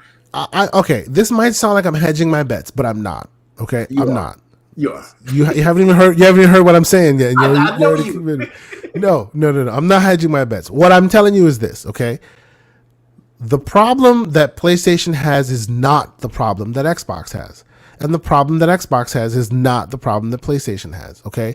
The problem that PlayStation has is over-promising and under-delivering. Or, no, not even under-delivering necessarily, but not delivering in the time frame that they say they will, right? Because at the end of the day, you said that's they know. Problem? No, that's a Sony problem. Okay. They know how to play the fiddle. They know how to play the consumer. They are masters at it. Remember, there's the year that they announced Shenmue 3, and they announced the God of War, and then it took barn burner after barn burner. Now, many of those did not turn out the way that they initially were intended to. Some of them were delayed. Some of them were, hey, fun speculations in the house. Welcome, Mav. Good to see you here. They are, if nothing else, setting up the time for implementation, setting up the time for release date. All of that stuff may be secondary. If nothing else, if you compare PlayStation's what we're going to show to entice the hype level versus Xbox's what we're going to show to entice hype level. I will every day, twice on Sunday, always bet on PlayStation because they know how to play that fiddle so well. Will it equal like the game coming out and blowing everybody away? Will it that E3 of dreams that people keep referencing? That turned out to be a shit show in the hindsight, right? Because most of those games didn't release when they were supposed to. Many of them were, it all became something else after it was all said and done. But during the E3, boy, that E3 of dreams was an E3 of dreams.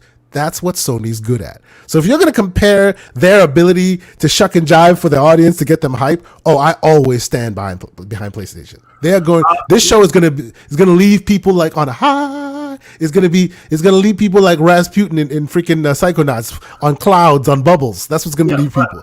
But again, can we really say that? Like, I know the games didn't come out when they were supposed to come out, but they end up delivering, as Mav has said. Exactly. So when it comes to that, you can say whatever you want as far as after that. But that game of here we are, people are watching, can we get them to hype levels? Microsoft is always at their best, they're a B. They did all right. PlayStation, even at their worst, they're an A- all the time when it comes to that. And my problem, yes, look it up, dude. I think their show last year wasn't really all of that, but I agree, but look at the sentiment.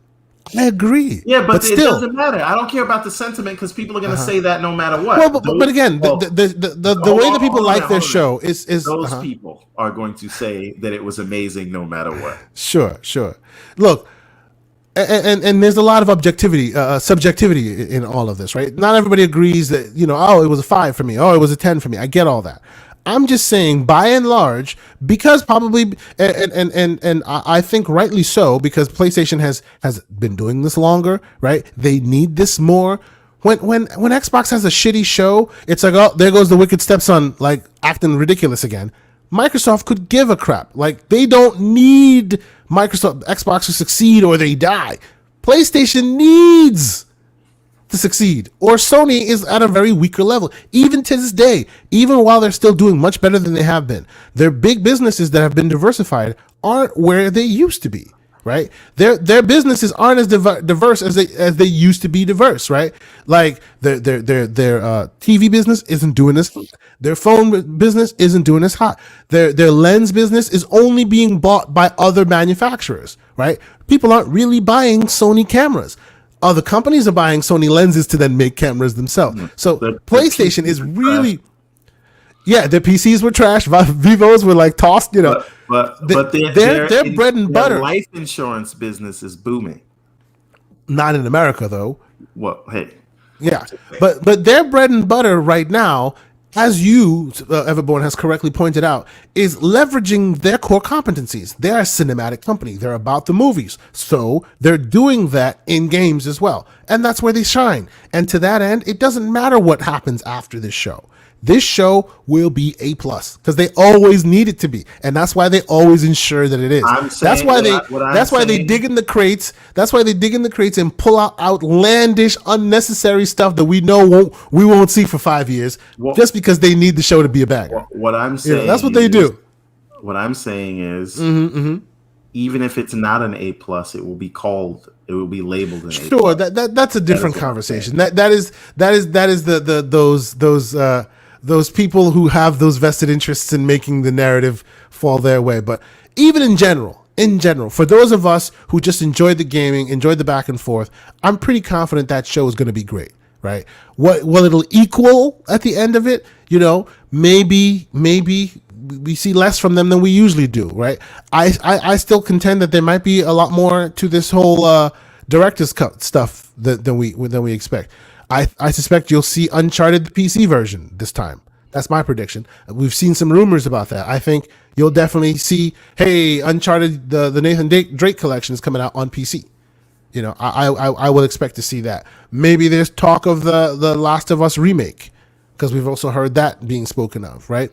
I don't think that'll release this year, possibly next year maybe, but I can see those happening, as well as a few interesting IPs that we didn't think were coming out here and there, right?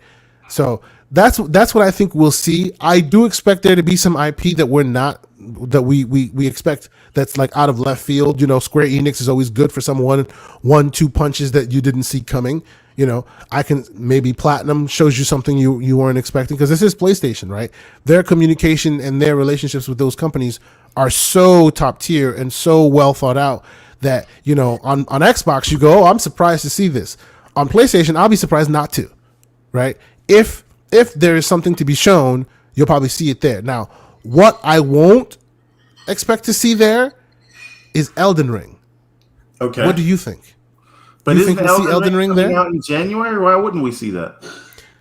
But here's the thing. See, this is the thing, and that's where I don't know. I'm wondering, because Elden Ring was supposed to be all Xbox centric, right? As far as monetarily, as far as marketing is concerned, right? Then there was that back and forth rumor that Bandai Namco did not want to upset the base, which is PlayStation base. So instead of taking the bag, they went to Switzerland, which in this case being Keighley, right?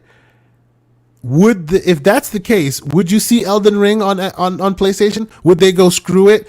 Our market is more here. We'll definitely be on PlayStation and take the marketing deal. Because if I do see them there, then that's what that equals, right? Unless the reporting was wrong. What do you think about that? You know what I'm saying, right? Like the whole thing has happened. It's all said and done already. But basically, they didn't take the bag because they didn't want it to upset PlayStation. Okay. Bandai Namco didn't. But if they didn't want, obviously this is all speculation time. Then why won't they show it at their show? Why won't they show it at? That's my question. Is it that they're trying to stay? Is it that they're trying to stay very, very multi-plat? Like, hey, we are multi-plat, or they just don't want to upset PlayStation? And Fuzzy, I completely agree with you.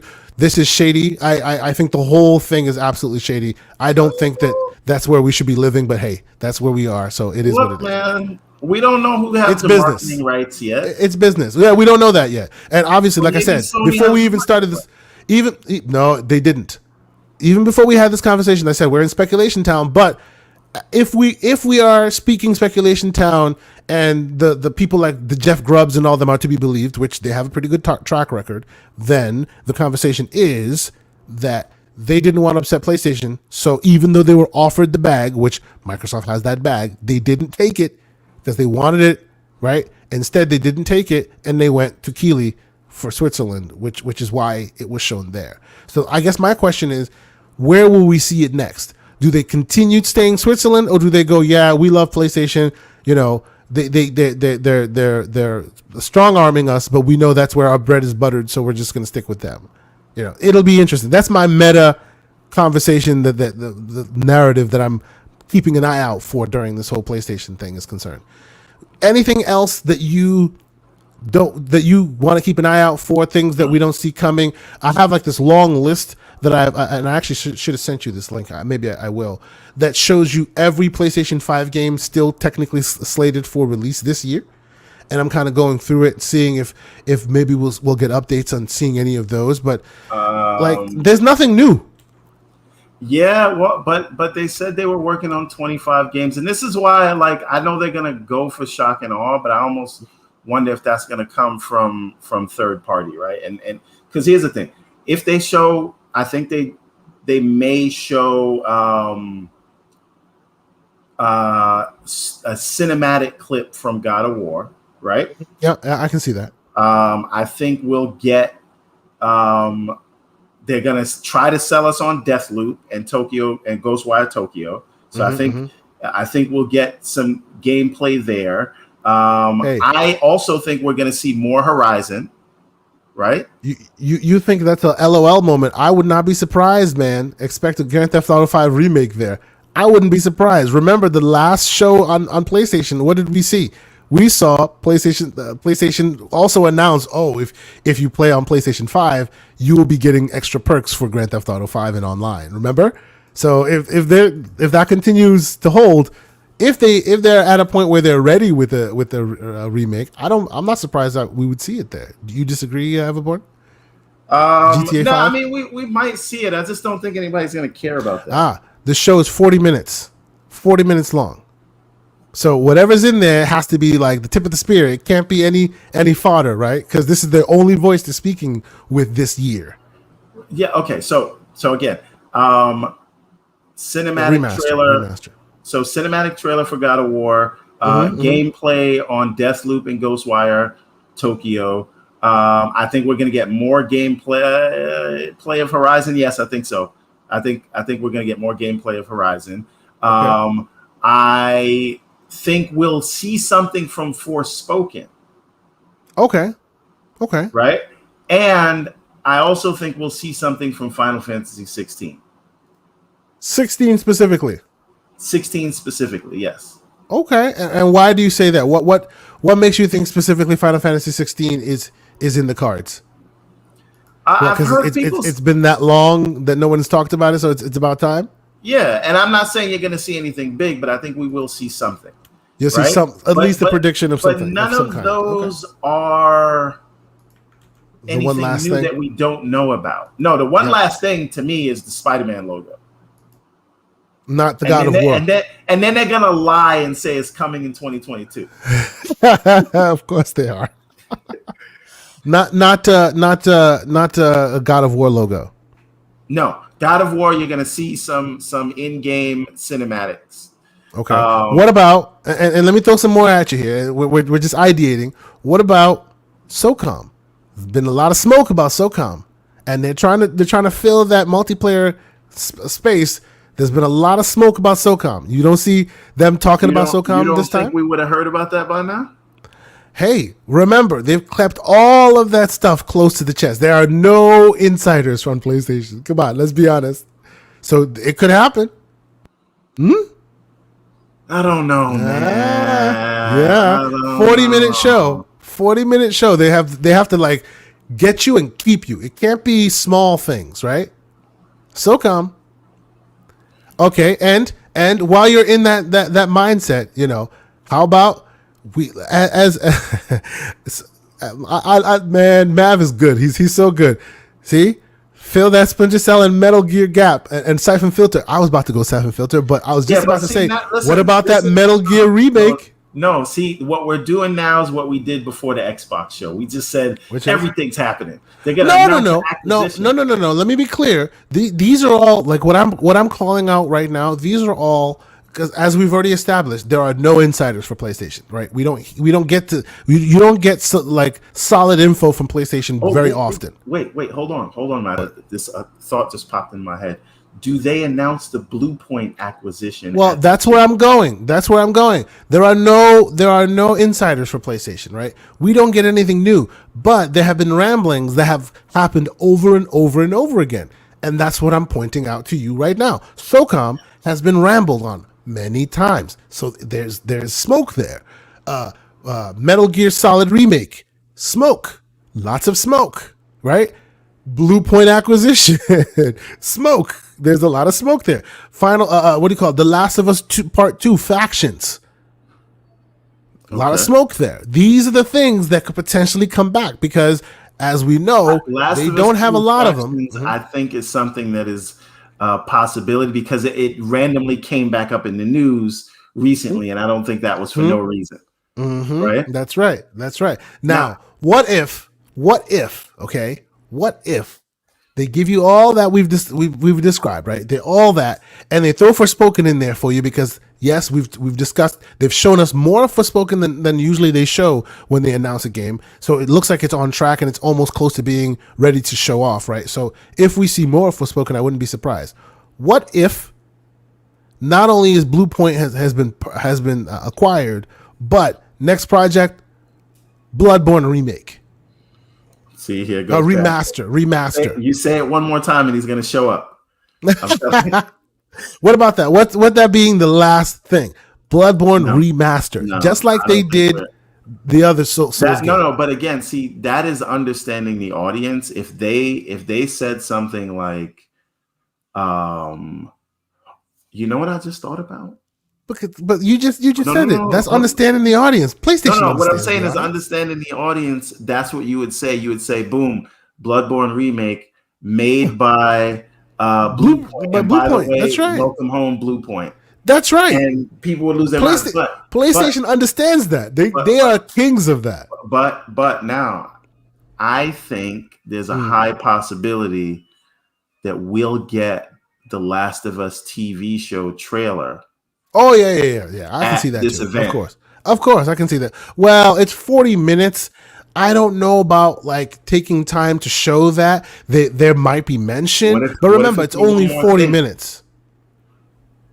It's 40 minutes. You know that shackles your hands a little bit. What is 30 seconds in sure? It might be a 30-second blip. I will not dash that dream of yours. Sure.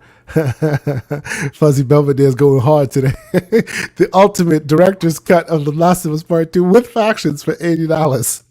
Don't forget the huge statue, that will then cost you $300. But no, I hear you. It could be a possibility.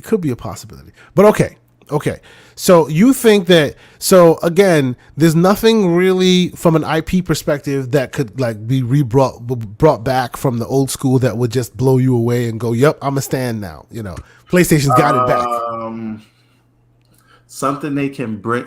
Listen, I keep saying I want them to bring back Battle Arena Toshinden, but that'll never happen.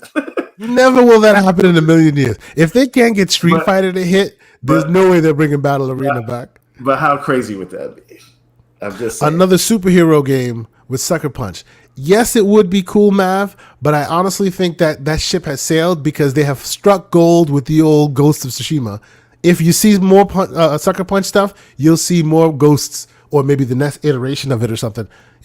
I've loved their superhero games in the past, Sucker Punch's games, but from my perspective, from what I can tell, they've never gotten the accolades they've gotten with their games as they're getting now. So I have a feeling that they may not turn back. They may just keep going forward in this direction. Although I wish they would, because now the superhero games are really being done right with Marvel assets and all of that. I would love Sucker Punch to get like a Marvel IP to really do it, because they did great with their own IP. If they had Marvel, they could really do something great. But for better or worse, Ghost of Tsushima is really shining for them, so they might just keep sticking with that. But okay, so I'm looking at this list of games, and we'll go through this real quick, and we'll kill this at 3. I think I'm looking at this list of games real quick coming up, and there's a PlayStation centric website called PSU.com. They have all the upcoming PlayStation 5 games, not only exclusives, but basically anything that's slated to come to the PS5. And I'm just kind of looking around and thinking about, if I was a PlayStation only gamer, right? This is the only place I would play. I wouldn't have a PC. I wouldn't have any other thing. This is what I'm looking. Stop it. This is what I've been looking at like for this year, and it's a lot, but I'll just pick out a few highlights, right? So in September, let's see, The Medium. That's right. PlayStation, Xbox's The Medium. September 3rd comes to PlayStation. And people say it's the best, and I saw like a preliminary review. It is the best horror experience on PlayStation. So they said it was a very PlayStation focused website. So I don't know if they're capping or if it's really good there. I expect when it starts coming out for real, people will start to have conversations about it. It released yesterday. Let's see what else. The Tourist. Remember The Tourist? Okay. Their cute little game that was running at 6K on the Series X. It releases on September 9th. Okay. A bunch of PlayStation Xbox games that were like with Xbox as far as marketing are now releasing on PlayStation. On the PlayStation, there's Tales of Arise, which I think, am I wrong, or does PlayStation have the marketing on that? It's also on Xbox, of course, but I think PlayStation. But the demo was on PlayStation only, right? It's also on Xbox. Oh, the demo was also on Xbox. I didn't even know that. It's everywhere. By the way, look at the A in Tales of Arise and look at the A in Prince of Arcadia. I know. I've seen that. I've seen some similarities. I'm just putting that out there. I was going to say that. And then September 14th, Deathloop. Like it is right now. We're 10 days away from Deathloop, which between that and Kenna. This is why I say they're gonna try to sell Deathloop, because I don't think Deathloop, at least in terms of the way people talk about it, like it's burning the world on fire, and they really want to sell that because it seems like that's their big That's their That's a biggest big game for the rest of the year. So I think but the that's show weird is gonna though. try to sell us on it. But this is what's strange to me though. Deathloop is literally in 10 days, and after that, Kenna is in 21 days. Like it's right here in September. When does Kenna come out? Kenna Bridge of Spirits is the 21st. And Deathloop. Interesting. Yeah, you see where I'm going? Like all the weird stuff that we saw about them. Deathloop 14th, Kenna 21st. Even that weird game that you thought reminded you of like the animal game that you didn't like, Fist, with the bunny. Yeah. The 7th. They're all September. So then what happens in October? Like I'm looking real quick. So they have Jet, The Far Shore. That's very indie like, right? Doesn't Call of Duty come in October? Or is that? Well, I'm looking at the list right now, but it's all basically multiplats or indie. So Jet the Far Shore, that's their claim to fame on PlayStation in October. They have Extophobia, but that's not really a PlayStation. No, yeah, that comes to everything. Let's see. Back for Blood, Far Cry. There's the Crisis trilogy. There's really Solar Ash. There you go. That's a PlayStation one, and that's PlayStation, PS4, PS5, and PC. Solar Ash. That's the next game from the folks that made. Jesus, I forget the name. Come on, give me the name of the indie game they made. Can't help you, buddy. Oh, come on now. Well, I'll keep looking until I find it because I need to give credit because that game. Wait. So A Radimus asked the question. I think Psychonauts is going to get a higher Metascore.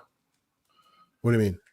He asked Kenna or Psychonauts. I think Kenna is going to end up at low 80s. That's Sure. my assumption. Yeah. No. I don't. I won't disagree with that. And by the way, the Solar Ash is the second game from developer Heart Machine, who made Hyperlight Drifter. Great indie game. If you haven't played it, it deserves your attention. Hyperlight Drifter does. But okay, so after October, Solar Ash, I don't see anything. November, GTA 5, Grand Theft Auto 5. They have it November 11th. GTA 5. That's what they literally have. So I suspect that may be the remake, the remaster. I suspect, right? Let's see. November's nothing but multiplats. Absolutely nothing else. No games that belong to them except for the Final Fantasy 14 online and Waker expansion. All right, that's the only one. And then December you have Dying Light, you have Spellforce, and then you have what is this? Then you have Atrina Noctis. That's also PC, PS5, and PS4. That's December 15th, but it doesn't look like it's burning the world on fire. But okay, so literally September, this month, is the only time to shine. The PlayStation has something unique. Besides that, it's multiplats across the board.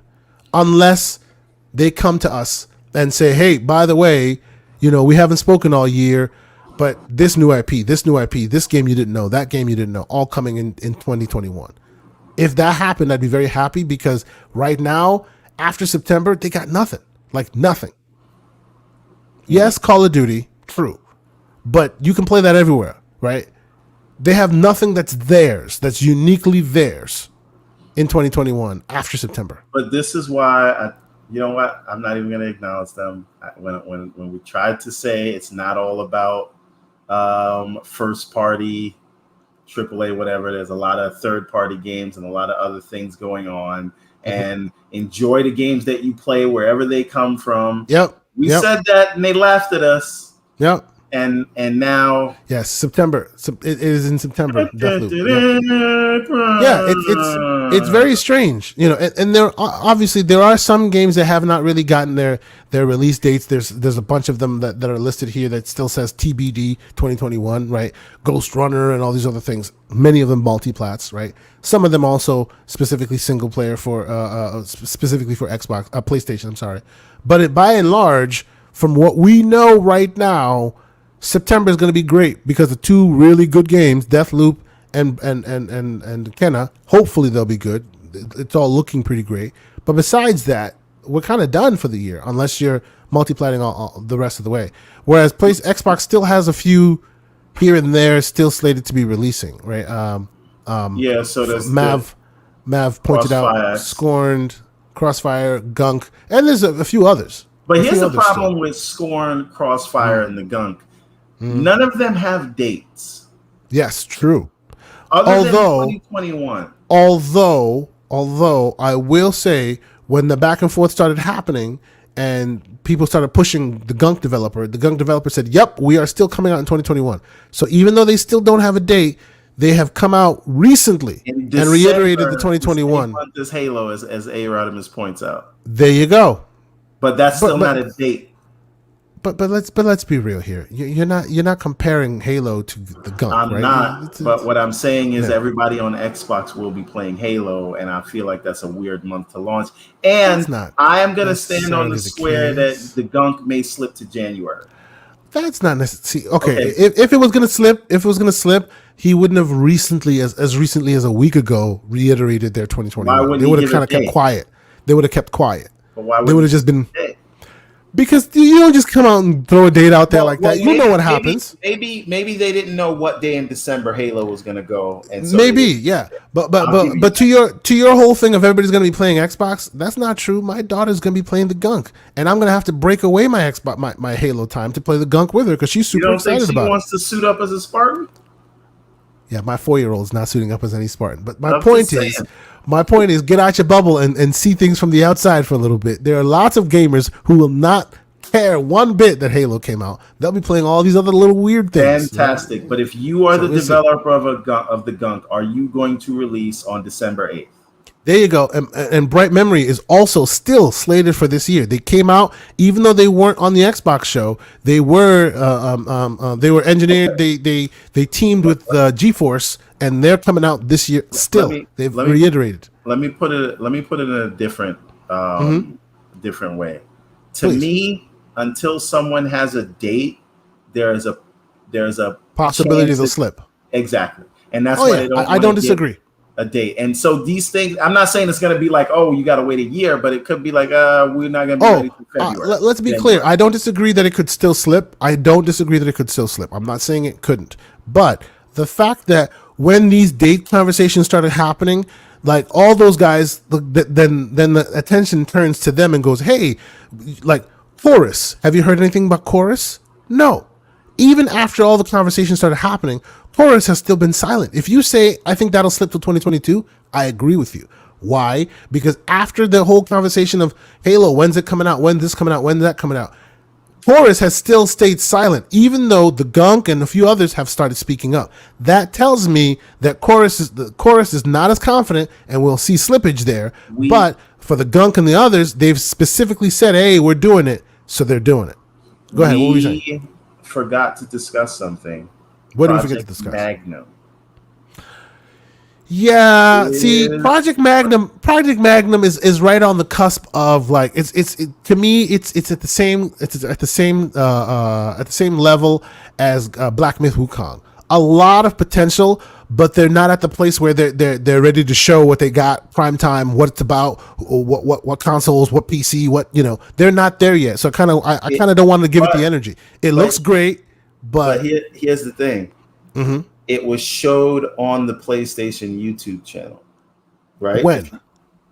Go to the PlayStation YouTube channel right now. Oh! This was during Gamescom. They officially had a trailer for it on the PlayStation side, which I wouldn't be surprised about. Yeah, that's it looks like a PlayStation centric. If they're going to show it there, I would think that it's a little that they have a market. If nothing else, they have a marketing agreement with them. Or maybe they have the console exclusive. Or maybe they have the console. Yeah, you're right. Yep. So I think we are going to see that at the show. Okay. Because if it's a working title, yep, I see it. Yeah. And again, that's part of that whole shock and awe. Yeah, no, I get you. To just like come with guns blazing, you think, oh, PlayStation had nothing. Well, they got this, they got that, they got this, they got that. It's all coming. I hear you. And that's what they need because, like I keep saying, I'm literally gawking at this PlayStation-centric website right now, which basically, and I think I sent you that link, it's supposed to like document every single PlayStation game, both dated and presumed, TBD and all of that. This slim pickings for the rest of 2021.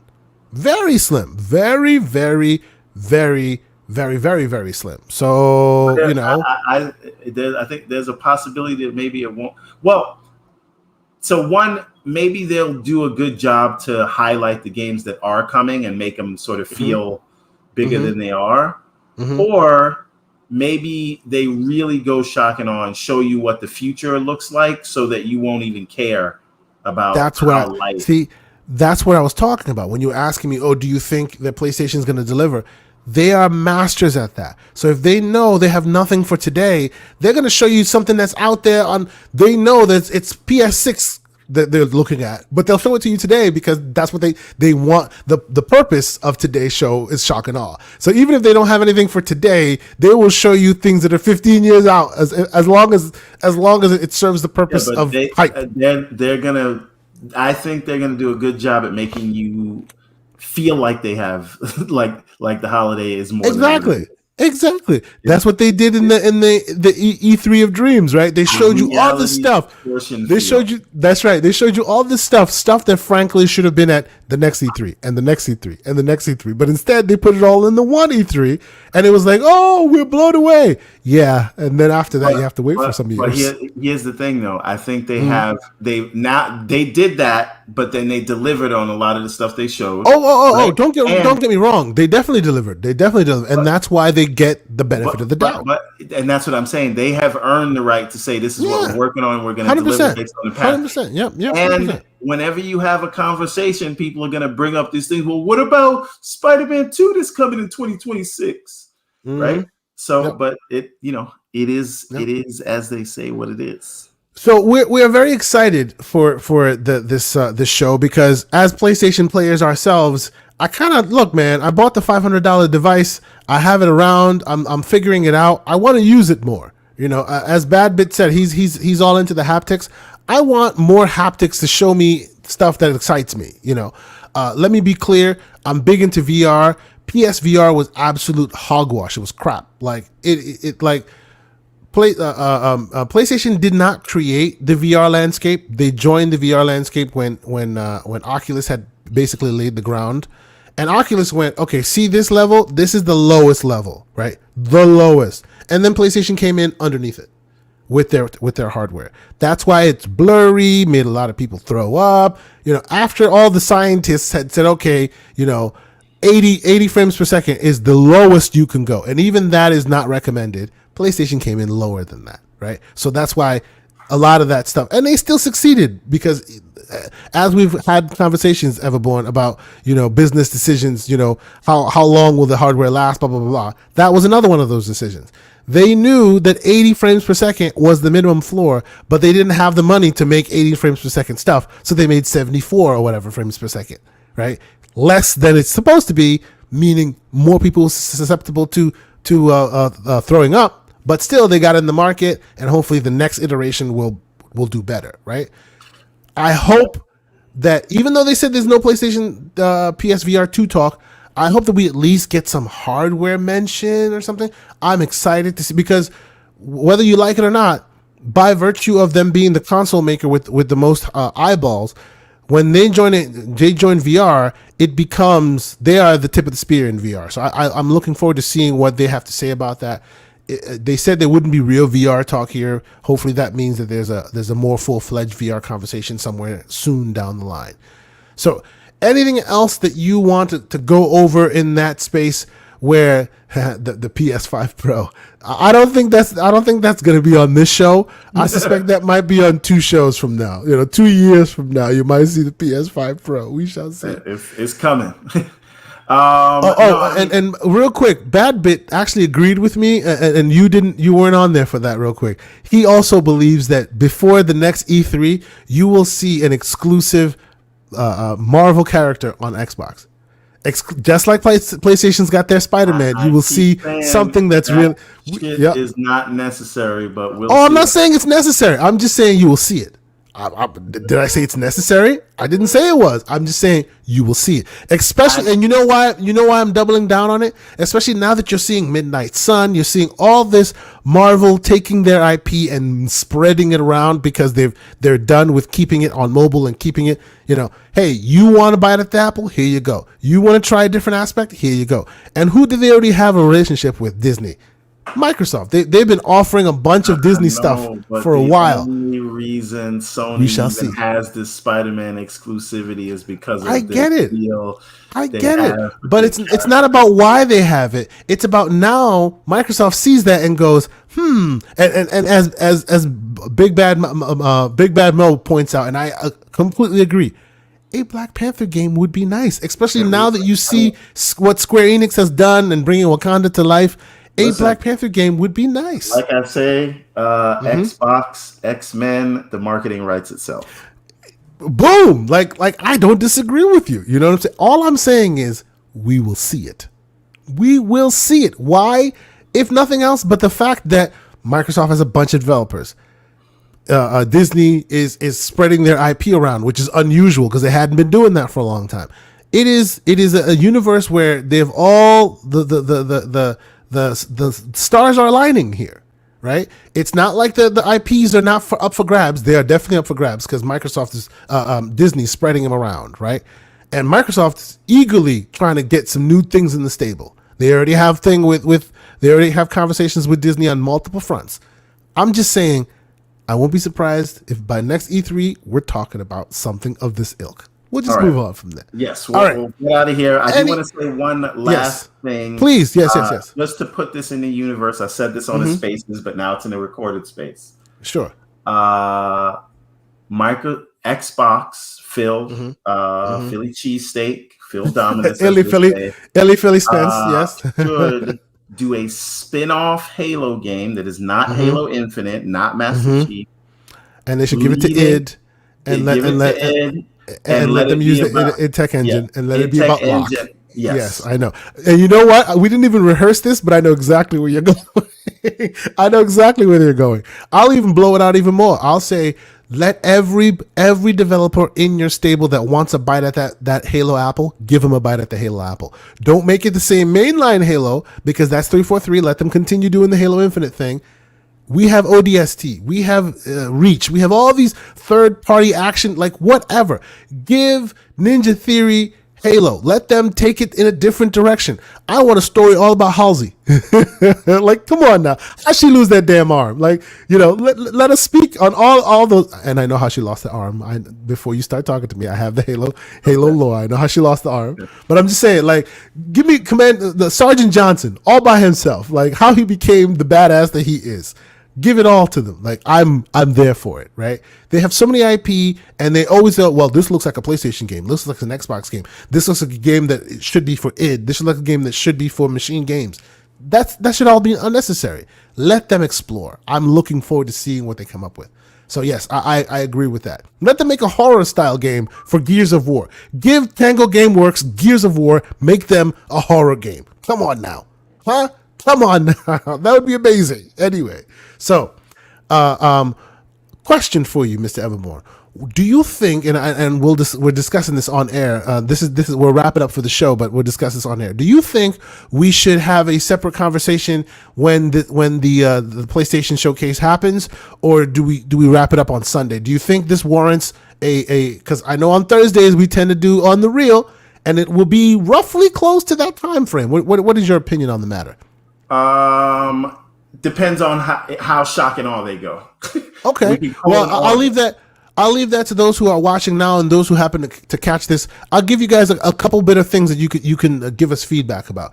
If you guys want us to do one of the, on the day, because we will be podcasting, we'll just be doing On the Reel. If you want us to do some reacts or whatever, I know that Mr. Boomstick will probably be in there. We got Big Cloud in the spot.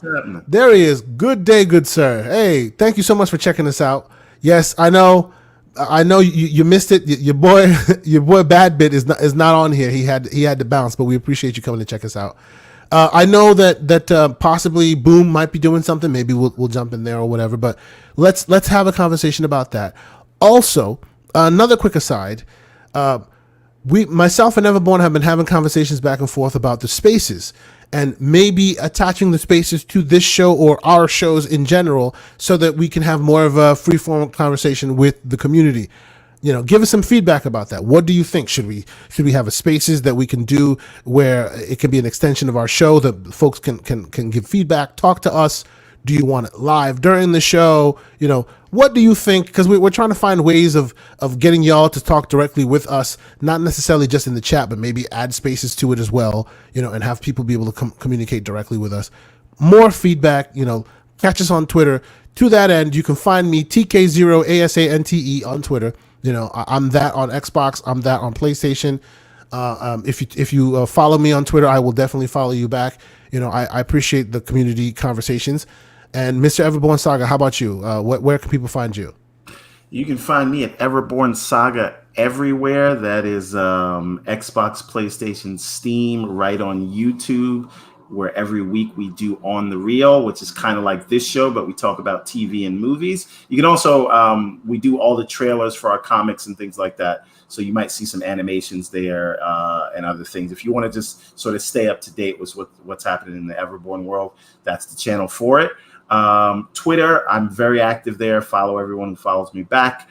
I follow back everyone who follows me, so Everborn Saga there. But most importantly, everbornsaga.com, where you can get hold of the wall art and the comics and everything else. So everbornsaga.com is the best place to get up to date on what's happening in the Everborn Saga. And you can find me, Everborn Saga, on Twitter. That is all. So thank you guys so much for joining us. Every Monday, please. We are on Primetime Gaming on Boom's channel. Yes, we are. Yes, we are. Boomstick XL. Yes. Mondays so again, Mondays, 7:00, Primetime Gaming. You know us. That's where you most likely see us. We enjoy being on that. You will find us also on the Reel on Everborn Saga's channel, and that will be usually at 8 p.m. on Thursdays. We didn't have it last week because New York decided to turn into Florida when it came to flooding. So we weren't able to have that show. We appreciate that he came out unscathed for the most part. So we will hopefully have On the Reel this Thursday. Please go check it out. Watch some past episodes. Also, if you want to know what the Everborn Saga is all about, check out everbornsaga.com. Also, check out the Everborn Saga website because there's the Everborn Saga YouTube channel because there's a lot of really interesting stuff. The game that's being produced, you see some footage there. There's reviews of some of the books that have been written. Some of the releases that have come out. Support the channel. Like it, subscribe to it. It keeps the conversation going. It keeps everybody seeing anything new that comes out in here. Likewise, on this channel as well, I appreciate all the folks that have been liking and subscribing and adding more content and giving feedback. I read everything. I reply back to everyone. I take in all the feedback, good, bad, and indifferent. We're pushing forward. We're going to try and, clean up the branding, make it look better. We're going to upwards and onwards and make videos and all of that. We're really looking to diversify and keep the conversation going and growing this channel and this community that we're loving so much. So thank you guys so much for watching. Thank you guys so much for tuning in. We appreciate you guys continuing to do so. And like we say every week, until next week, have a good one.